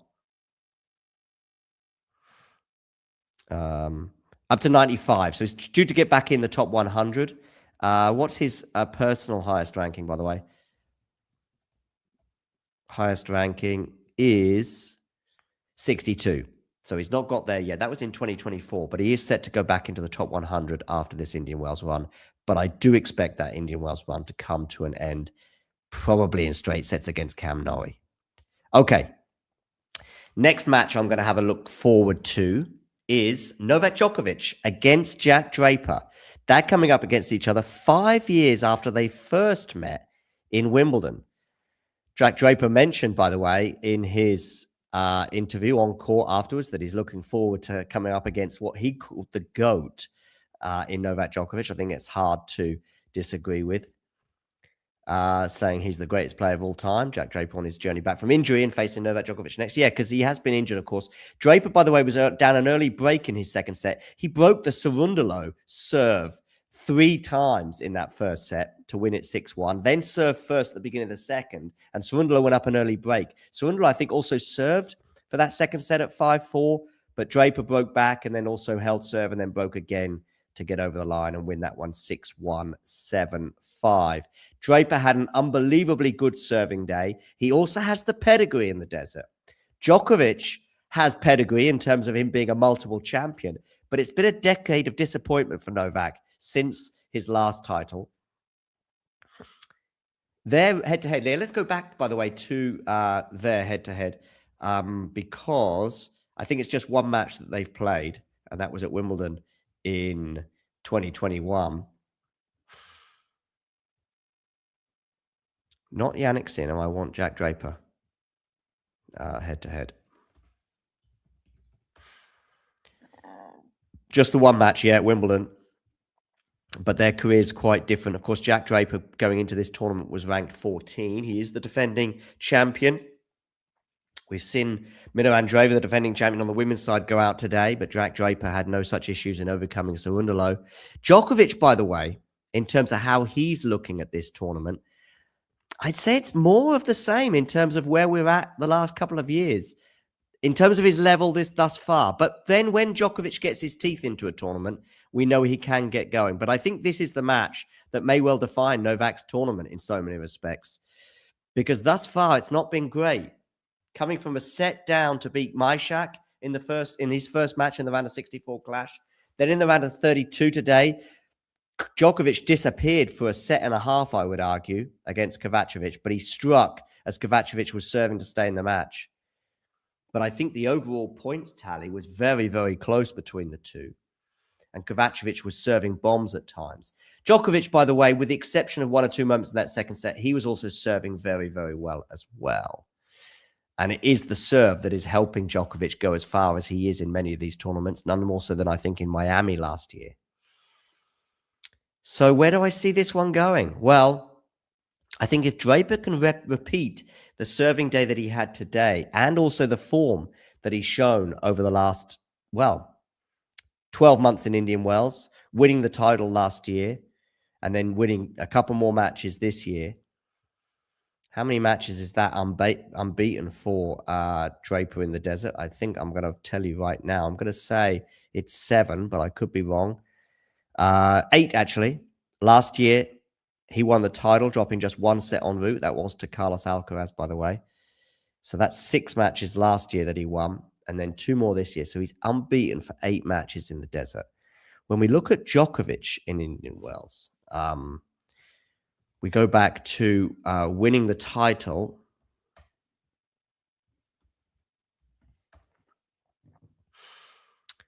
He won it in 2015, didn't he? Beating Federer in the final. He was the defending champion as well. I think he was on an unbeaten run at the time. He won it in 2016 as well, beating Milos Raonic 2-0 in the final. What a dominant win that was. Of course, he beat Rafa Nadal in the semis as well. But his unbeaten run in the desert came to an end in 2017 at the hands of Nick Kyrgios. And it was an incredible unbeaten run he had. But he's enjoying winning ugly, he said today in an interview. Well, actually, let me get this right. Djokovic wins ugly is the headline, and he calls it that himself, to make 4th round of Indian Wells for the first time since 2017, by the way. But he says, I'm not enjoying myself. Just a quick write-up here from Will Conroy on the TNT website. Novak Djokovic is into the 4th round in the Wells for the first time in 9 years after what he described as an ugly win over the American Alexander Kovacevic. The Serbian overcame a significant slump in the middle of the in the second set, as I explained. But the world number 3 said afterwards that he's not really enjoying himself at most times or all times. But he said winning ugly is what counts.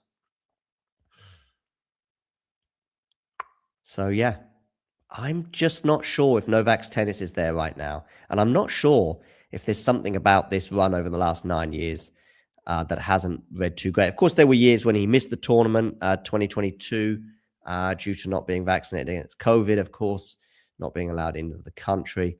But the last couple of years as well, I mean, there's been some pretty, I don't know if they're inexplicable losses, but disappointing losses for him.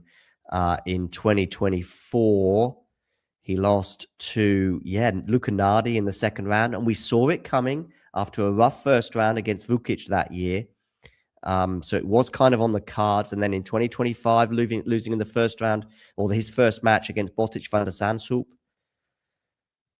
So, didn't play the tournament, of course, in 2023 for the same reason he didn't play it in 2022. So where do I see this one going? I think I'm talking myself into a Jack Draper win, but I'm going to do it over 3 sets. Maybe a tight third set, maybe another 7-5 or 7-6 for Draper in the third. Okay, let's move on down the draw. Artefis is going to be coming up against Felix Auger-Aliassime. Artefis, by the way, he's got to this stage by the 21-year-old after wins over Prismic in the first round. It was via a walkover, although he was up a set at the time. He then had a comfortable win, or comfortable-ish win over Marton Fucsovics, 6-3, 7-5. That was yesterday, of course, over the Hungarian, and sets up a match against Felix Auger-Aliassime. Felix Auger-Aliassime, by the way, his run to this stage has included wins over Gael Monfils in the round of 64, where he had to come from a set down against the Frenchman. The Frenchman, of course, is now not going to be back in the desert again as a professional tennis player anyway, because he's retiring this year. Felix then also came from a set down against Gabriel Diallo. Felix doesn't normally do well in super slow conditions, but he is in the round of 16 here. Looking at Indian Wells last year for Felix, he went out to Jensen Brooksby in his first match. It was a round of 64. In 2024, he lost to eventual champion Carlos Alcaraz in the round of 32. 2023, he also lost to Alcaraz. That year was in the quarterfinal. So it's the furthest he's been in the desert since 2023. So the last 3 years haven't been so good for him. As for Artefis, his performances in the desert have been like this thus far. Last year, Artefis got to the quarterfinal before losing that third set tiebreaker, didn't he? Epic tiebreak that Medvedev went nuts over when he won it. But hats off to Daniel. The previous year, Artefis in 2024 got to the round of 32 when he lost to Casper Ruud. So that is Fesis and Felix's pedigree in the desert. Neither have been as far as the semi-final. Not sure that either will be getting to the semi-final this year. Let's have a look at Felix and Felix head-to-head, because that may well give us a few clues. They've only played once before, and it was Felix who won that one encounter. At least on the main tour, it looks like they had a match also in Lyon, but that might well have been... that was via walkover, so we don't count that one. Okay, so if the one match was in Montpellier, indoors this year, we know that Felix is the indoor GOAT. We also know that I think that was the first tournament back for Artefis after a lengthy spell out injured with a back issue that saw him basically play hardly any tennis after the French Open last year. Feis's outdoor hard court pedigree is really up there. Of course, this year as well, since that Montpellier, he then does get to an ATP 500 final before getting blown off the court by Carlos Alcaraz. But he did make the quarters here in Indian Wells last year, and so I think he does like the conditions. And I'm going to go for a Feist win in 3 sets.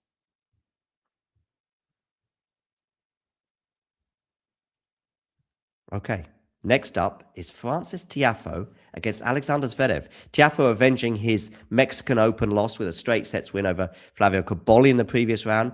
Zverev having to come from a set down to beat Brandon Nakashima. 6-7, 7-5, 6-4.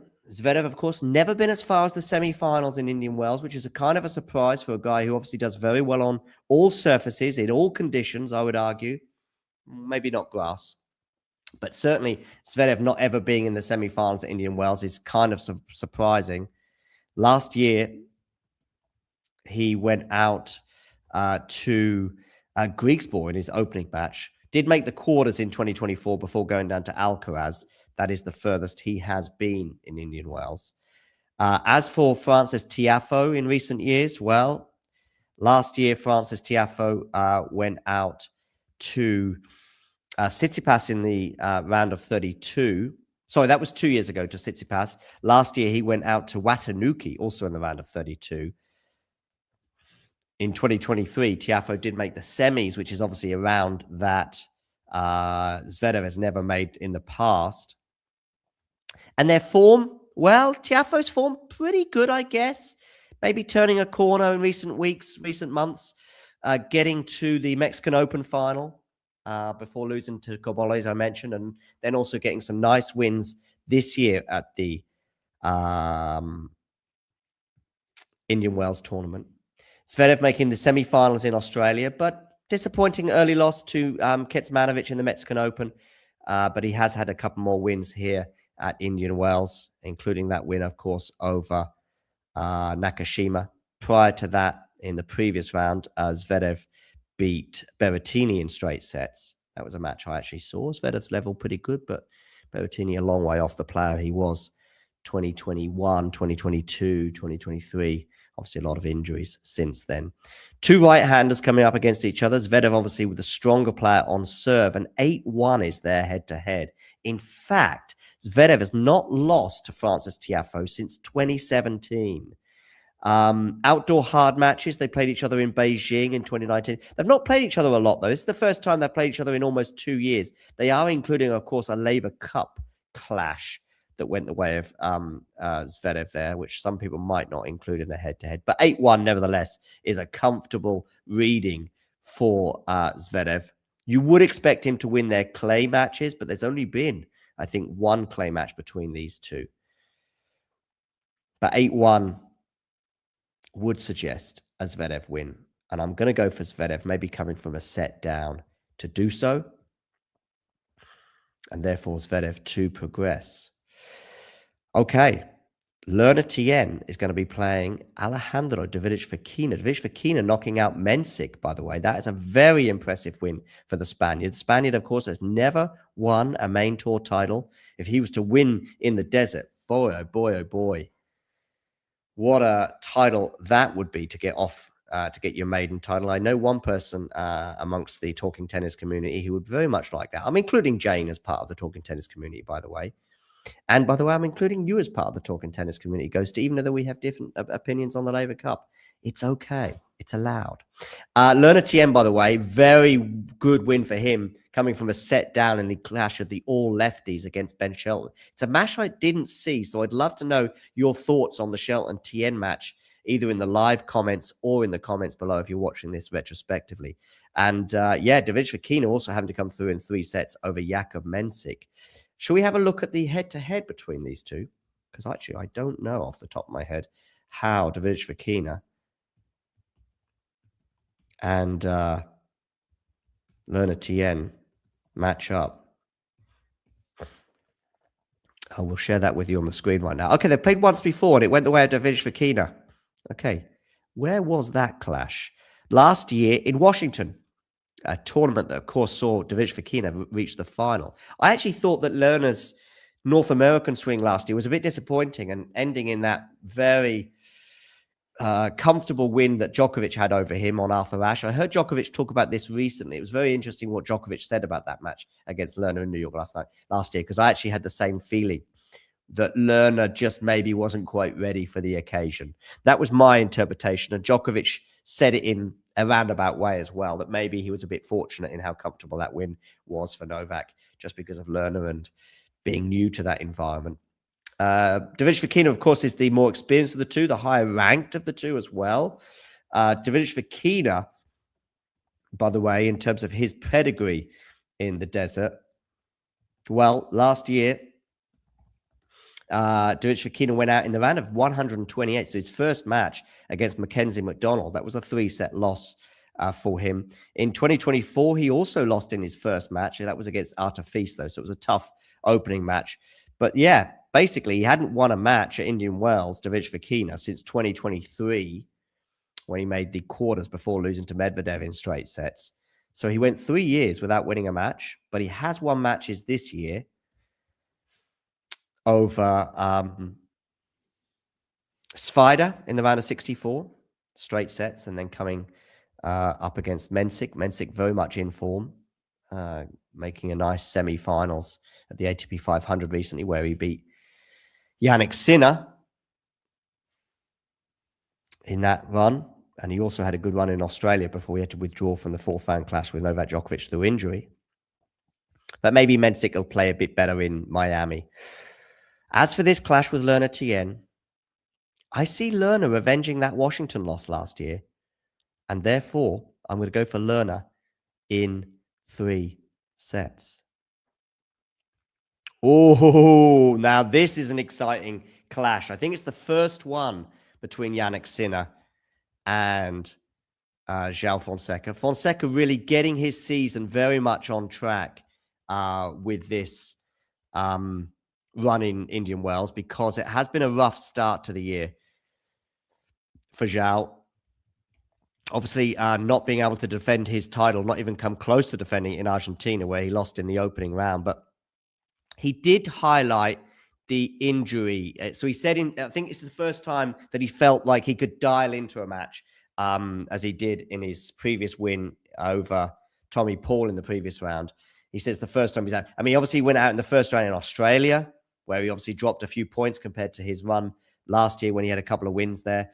Did he have 1 or 2 wins in Australia actually last year? I'm not sure. By the way, his forehand against... of course, he had more than a couple because he came through qualies, didn't he? So he had 4 wins in Australia before losing to Sonego in the second round in 5 sets. But his forehand against Tommy Paul in the previous round was off the charts. And he was a deserved winner in straight sets. As for Jannik Sinner, of course, he also had an early exit in Rio, but that does seem to be a bit of a difficult one for him. I just think mentally he's back in a way, João Fonseca. Sinner, by the way, very impressive in his straight sets wins over Svitolina, and then yesterday against Denis Shapovalov, 3-2. I thought Shapo would push Jannik a bit more. I did expect Jannik to win, but I thought he would get pushed a bit more. So we can see where Jannik Sinner's form is very much at. Of course, even by his high standards, Jannik Sinner's having a little bit of a wobble. Semi-finals and all those break-point opportunities. I think there were 17 in all against Novak Djokovic, but he only took 2 of them and lost that 5-setter. We know how he is in 5 sets, but fortunate for him that this won't be a 5-set clash with João Fonseca. In Qatar, he won a couple of matches over Mahat and Popyrin before going down in 3 sets to Jakub Mensik. But now he's won a couple more matches. And of course, he is a former semi-finalist in Indian Wells. He's never been beyond that stage, but I think with the draw, he might well be going beyond the semis this year. And I think he's beating João Fonseca, but let's go for 3 sets. All right. I think that's it on the men's side. We've got to wait for Medvedev Baez and Alcaraz Rinderknecht to round off the men's side, but I've got a lot of those done. Let's have a look at the women's singles now, shall we? Okay. So, looking at this section of the draw. Sabalenka against Naomi Osaka. I think it's the first time they've played each other in many years, by the way. I saw somebody tweeting about this earlier. Let's have a quick look at the Sabalenka Osaka head-to-head. It will take a bit longer because the women's WTA website is not normally as efficient. Yeah, they played just once before, and it was an epic match in Indian Wells. In tell a lie. In New York, the US Open of 2018. My bad. But it was in North America, at least, or in the US. Yeah, they had an epic 3-setter. This is 2018, so Sabalenka's a long way away from that player. She's improved no end since then. Arguably, this is the peak of Osaka's career, as it turned out, this sort of 2018 to 2020 period. It was the round of 16, and Osaka won the first set 6-3 before losing the second 6-2, and then went on to win 6-4 in the third. So 1-0 is the head-to-head between these two. Let's have a quick look on the Twitter sphere. I saw some people talking about this earlier. I thought that was very interesting.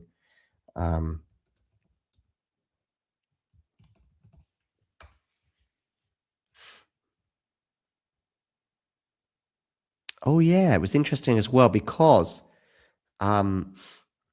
my top 10 for year end has Naomi Osaka at number 9. Don't know what we think about that. But anyway, Osaka and Indian Wells will be on Stadium 1. I think it's the first match as well tomorrow.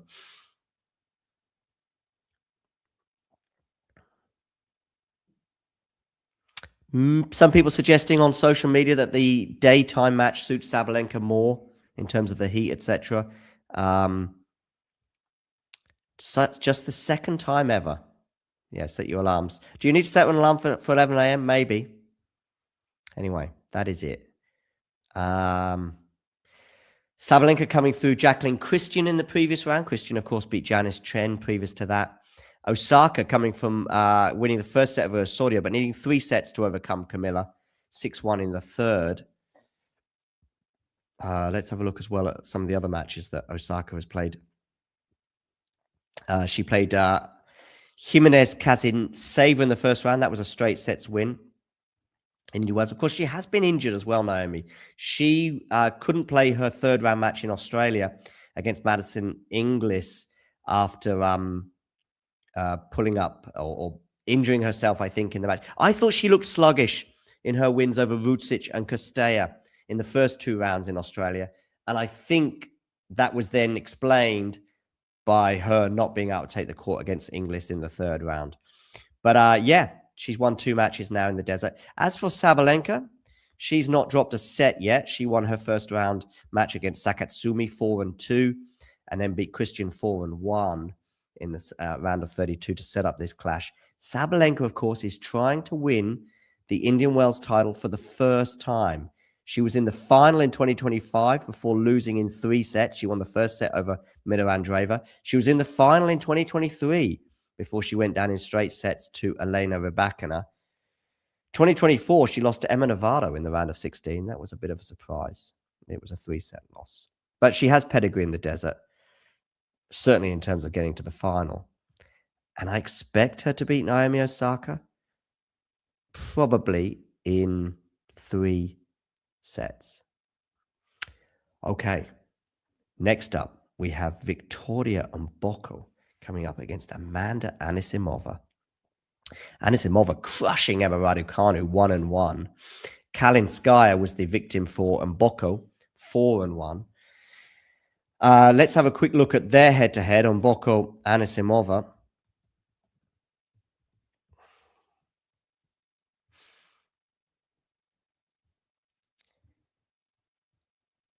Going to share that with you on the screen as well. 2 players been in excellent form over the last 12 months or so. They've not played before. Okay. I thought they had, but there we go. Minds can trick us. Anisimova winning 4 career titles, and Mboko 2. But given that Mboko is just 19 years of age, 2 titles at 19 years of age, including a 1,000 title in her homeland last year. Their form, Mboko winning 4 of her last 5. Anisimova winning 3 of her last 5. It's a tough loss for Anisimova against Pegula, wasn't it, recently? I think she was up a set and a break. 4-3, she was leading with a break in the second set. But as soon as Pegula got that back and knowing their head-to-head, you did fear the worst for Anisimova. But she's playing well again now in the desert. In terms of her previous matches here this year, she came through. She was a set down to Blinkova in the first round, but she ends up winning. Of her last, by the way, in terms of where we're at with Anisimova, she's won her last 4 sets. 6-1, 6-love, 6-1, 6-1. So she's won 24 of her last 27 games. So that's pretty cool from her perspective. As for Mboko, she came through. She's in doubles action right now alongside Mira Andreeva. They're coming up against Hailey Baptiste and Yelena Ostapenko. She beat Birel in straight sets in the first round and then Kalinskaya in the second. So she's not dropped a set yet in this year's Indian Wells. And it is her debut appearance in the desert. Anisimova last year, by the way, in Indian Wells, went out in the round of 64 to Belinda Bencic in 3 sets. That was a bit of a surprise, particularly as Anisimova was coming off a 1,000 win prior to that. Didn't play it in 2024. In 2023, she also lost in her first match that year against Linda Noskova. She did win in 2022 in the opening round against Emma Navarro before giving a walkover in the second round to Leylah Fernandez. But anyway, this year's Indian Wells got her first wins under her belt in the desert since 2022.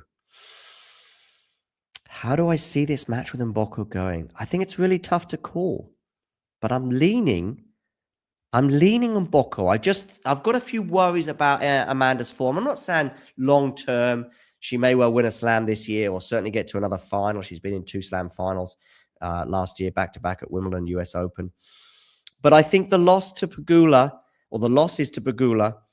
in Australia, and then more recently in the last time they played each other, I think have dented Amanda's confidence. That last match, by the way, against Pegula was in Dubai. I think the confidence of Amanda is still a bit shaky. She's either just so confident it's unbelievable, or there's a bit of a wobble. And I think we're just in the midst of a slight wobble for Amanda. Only a slight one. It's nothing to worry about long term. And as a result, I'm leaning Amanda Anisimova in 3 close. Sorry, what am I saying? I'm leaning Victoria Mboko in 3 close sets. The Alex Ayala Linda Noskova preview I've already done. It's out there. All right. Wow. Gibson. What a run she is having in the desert from qualies all the way through to the round of 16. And what a win she had over Clara Towson yesterday. 7-6, 4-6, 6-4, upsetting the number 17 seed. Meanwhile, Jasmine Paolini came through in 3 sets against Tomljanovic. Great win for Jasmine, particularly as her form has been a bit sketchy this year. And she had to battle hard, coming through 7-5, 5-7, 6-1 to set up this clash with Gibson. Let's see if they've played each other before.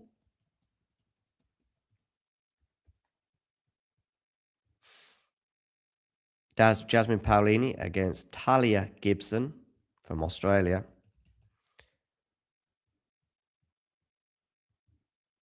No, they haven't. Okay. I had a feeling they might not have done. Jasmine, of course, the more experienced of the two. She's won 3 singles titles now, biggest of which I would argue was the one in Rome, bearing in mind it was a 1,000, but also in her homeland. She has won another 1,000 as well. Career high of number 4 for Jasmine. I'm not sure she'll ever quite get back to that level, but she is still inside the top 10, at least for now.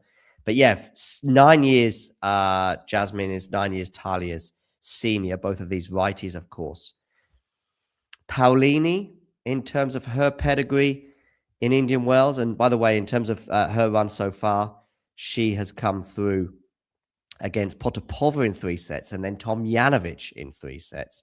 But Talia Gibson, well, what a run she has had to this round, where she's come through qualies beating Brengel and Kalieva. Brengel was straight sets, but Kalieva, she was a set down against her before coming through in 3 sets. She then beat Lee in straight sets, Alexandrova in straight sets, and then Clara Towson in 3 sets.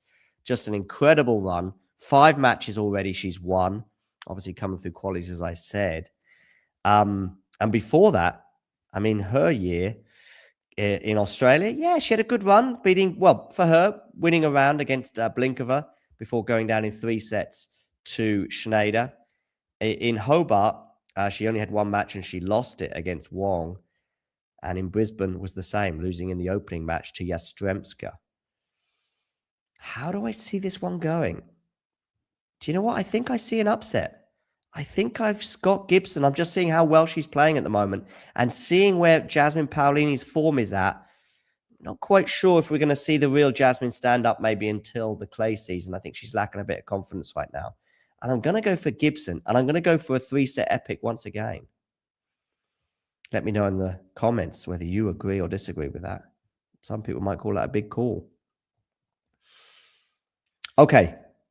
We're going to have, in the next round, Jessica Pegula against Belinda Bencic. Bencic coming through in straight sets over Elise Mertens today. 6-2, 6-3. I think she might have been a breakdown at the beginning of the second set, but was a comfortable victory, as the scoreline suggests. Pegula's win over Ostapenko was anything but comfortable. Ostapenko was up a set and a break, but Pegula came fighting back. And in fact, until the midpoint of the second set, I think it was one set 3-1 for Ostapenko, and Pegula had yet to garner a break point on the Ostapenko serve. Ostapenko was playing some lights-out tennis and was serving really well.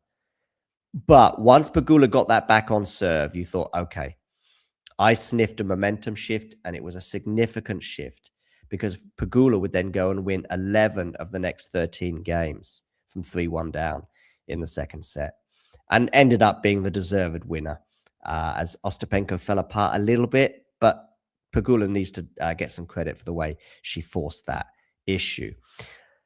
As for the head-to-head between Pegula and Bencic, let's have a look at that right now.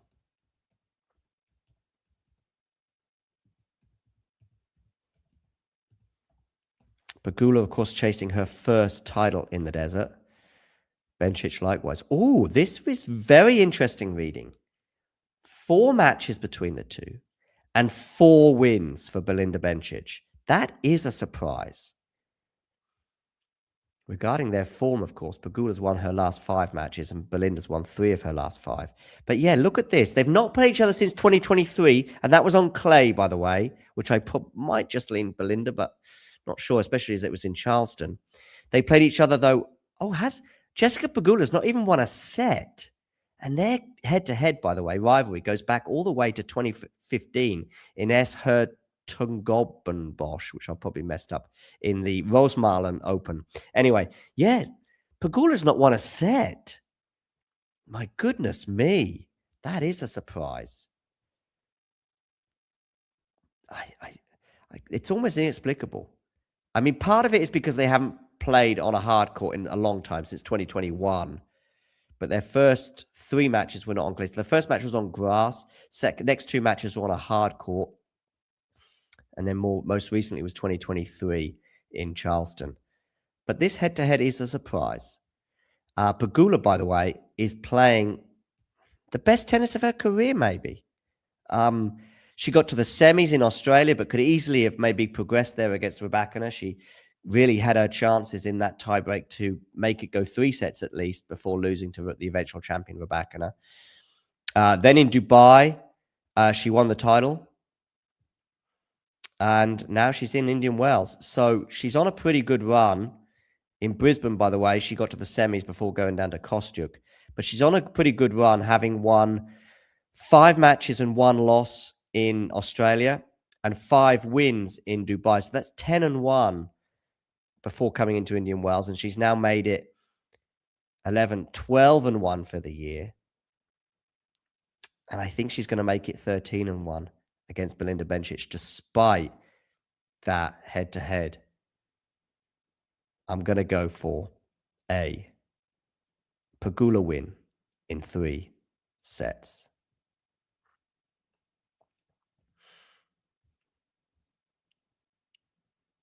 Oh, okay. Siniakova is going to be playing Svitolina in the next round. Svitolina coming through 6-4, 6-2 against Aisling Kruger today. Siniakova, what an epic encounter she had with Mida Andreeva. She was up a double break against Mida Andreeva in the first set, 3-love. But Mida reeled her in and eventually overtook her in that first set. And when Mida won that first set 6-4, I thought, okay, the defending champ is going to be fine now. She's winning this in straights. Siniakova was like, I have other ideas. She won the second set on a tie break. And then the third set had a few twists and turns as well. By the way, it's a bit of a break fest. And of course, they are slow conditions. So we have seen a lot of breaks, especially on the women's side of serve. And it was an incredible win from Siniakova. Yeah, maybe a little bit of a breakdown from Mida. Of course, we saw Mida's reaction at the end of the match, threw her racket away and used an expletive or 2. Curse words, as you would say in the US to some people, I think, in the crowd. I don't know. She also looked like she was upset with her coach, Conchita Martinez. And I think Mida is in a rough spot right now, and I think she's going to be dropping outside the top 10. But bringing it back to Siniakova, hats off to her for an incredible win today, showing some of her court guile, although not that good at the net, which is unusual for her. But this match with Svitolina, by the way, Siniakova, Svitolina, head-to-head, reads as follows.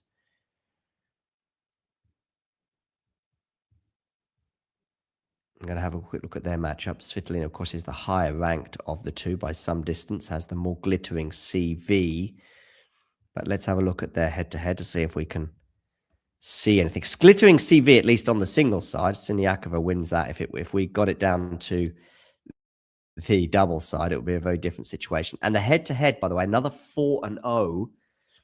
This time it's Svitolina leading the head-to-head 4-0, winning 19 career singles titles to the 5 of Siniakova. But look at those doubles titles, 33 Siniakova winning to the 2 of Svitolina. But this is a singles encounter, so I do think we should hone in on that side of things.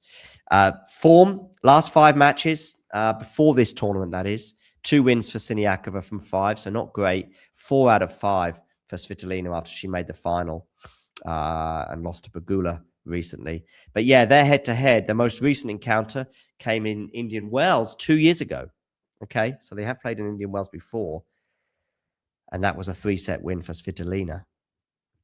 And I think I'm leaning Svitolina again, but this time I'm going to go for a straight sets win for Alina. Ooh, maybe the most anticipated round of 16 clash of them all. Iga Swiatek against Karolina Muchova. Swiatek had a potential banana skin today against Maria Sakkari, and she was down an early break, and you thought, okay, is Maria going to win back-to-back matches against Iga Swiatek?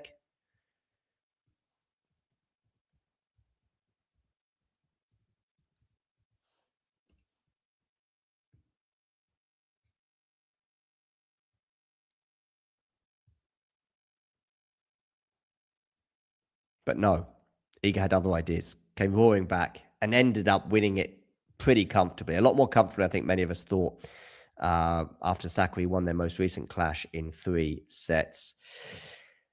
Muchova, by the way, very comfortable. It did seem like there was a bit of a gap in class today between Muchova and Rucic, and the scoreline would suggest that too, 0-3.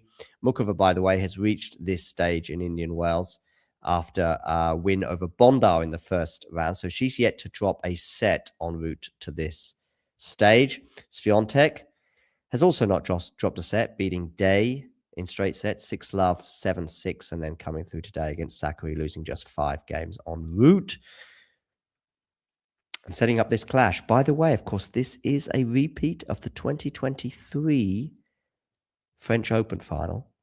And Muchova, in the biggest match of her career, was up a break in the deciding set. I think it was 4-3 with a break, so she was very close to the finish line.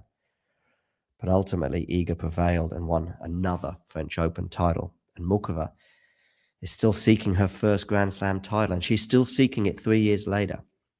Their head-to-head, by the way, reads 4-1 in favor of Iga Swiatek. But Karolina's very much in form.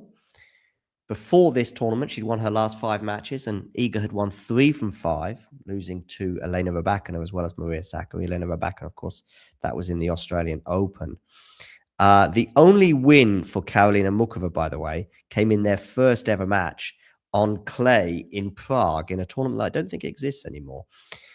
So it is a run of 1, 2, 3, 4 wins in a row for Maria Sakkari. For Iga Swiatek. And the most recent clash between these two came in Indian Wells. And it was a straight sets win. In fact, Muchova could barely lay a glove on Iga in that round of 16 clash. So exactly the same stage of the tournament as well. So it's an interesting head-to-head, but it is very much in favor of Iga, particularly as the only win that Karolina Muchova had was in 2019. And that's a long time ago. You know, if we think about where Iga is at, pretty much she hadn't won her first Grand Slam at that stage. She was another year away. She would have been super young as well. But having won that slam, the Iga 2.0 or the Iga Swiatek that we've come to know over the last 3 or 4 years, which has seen spells of dominance, since then, she's won them all.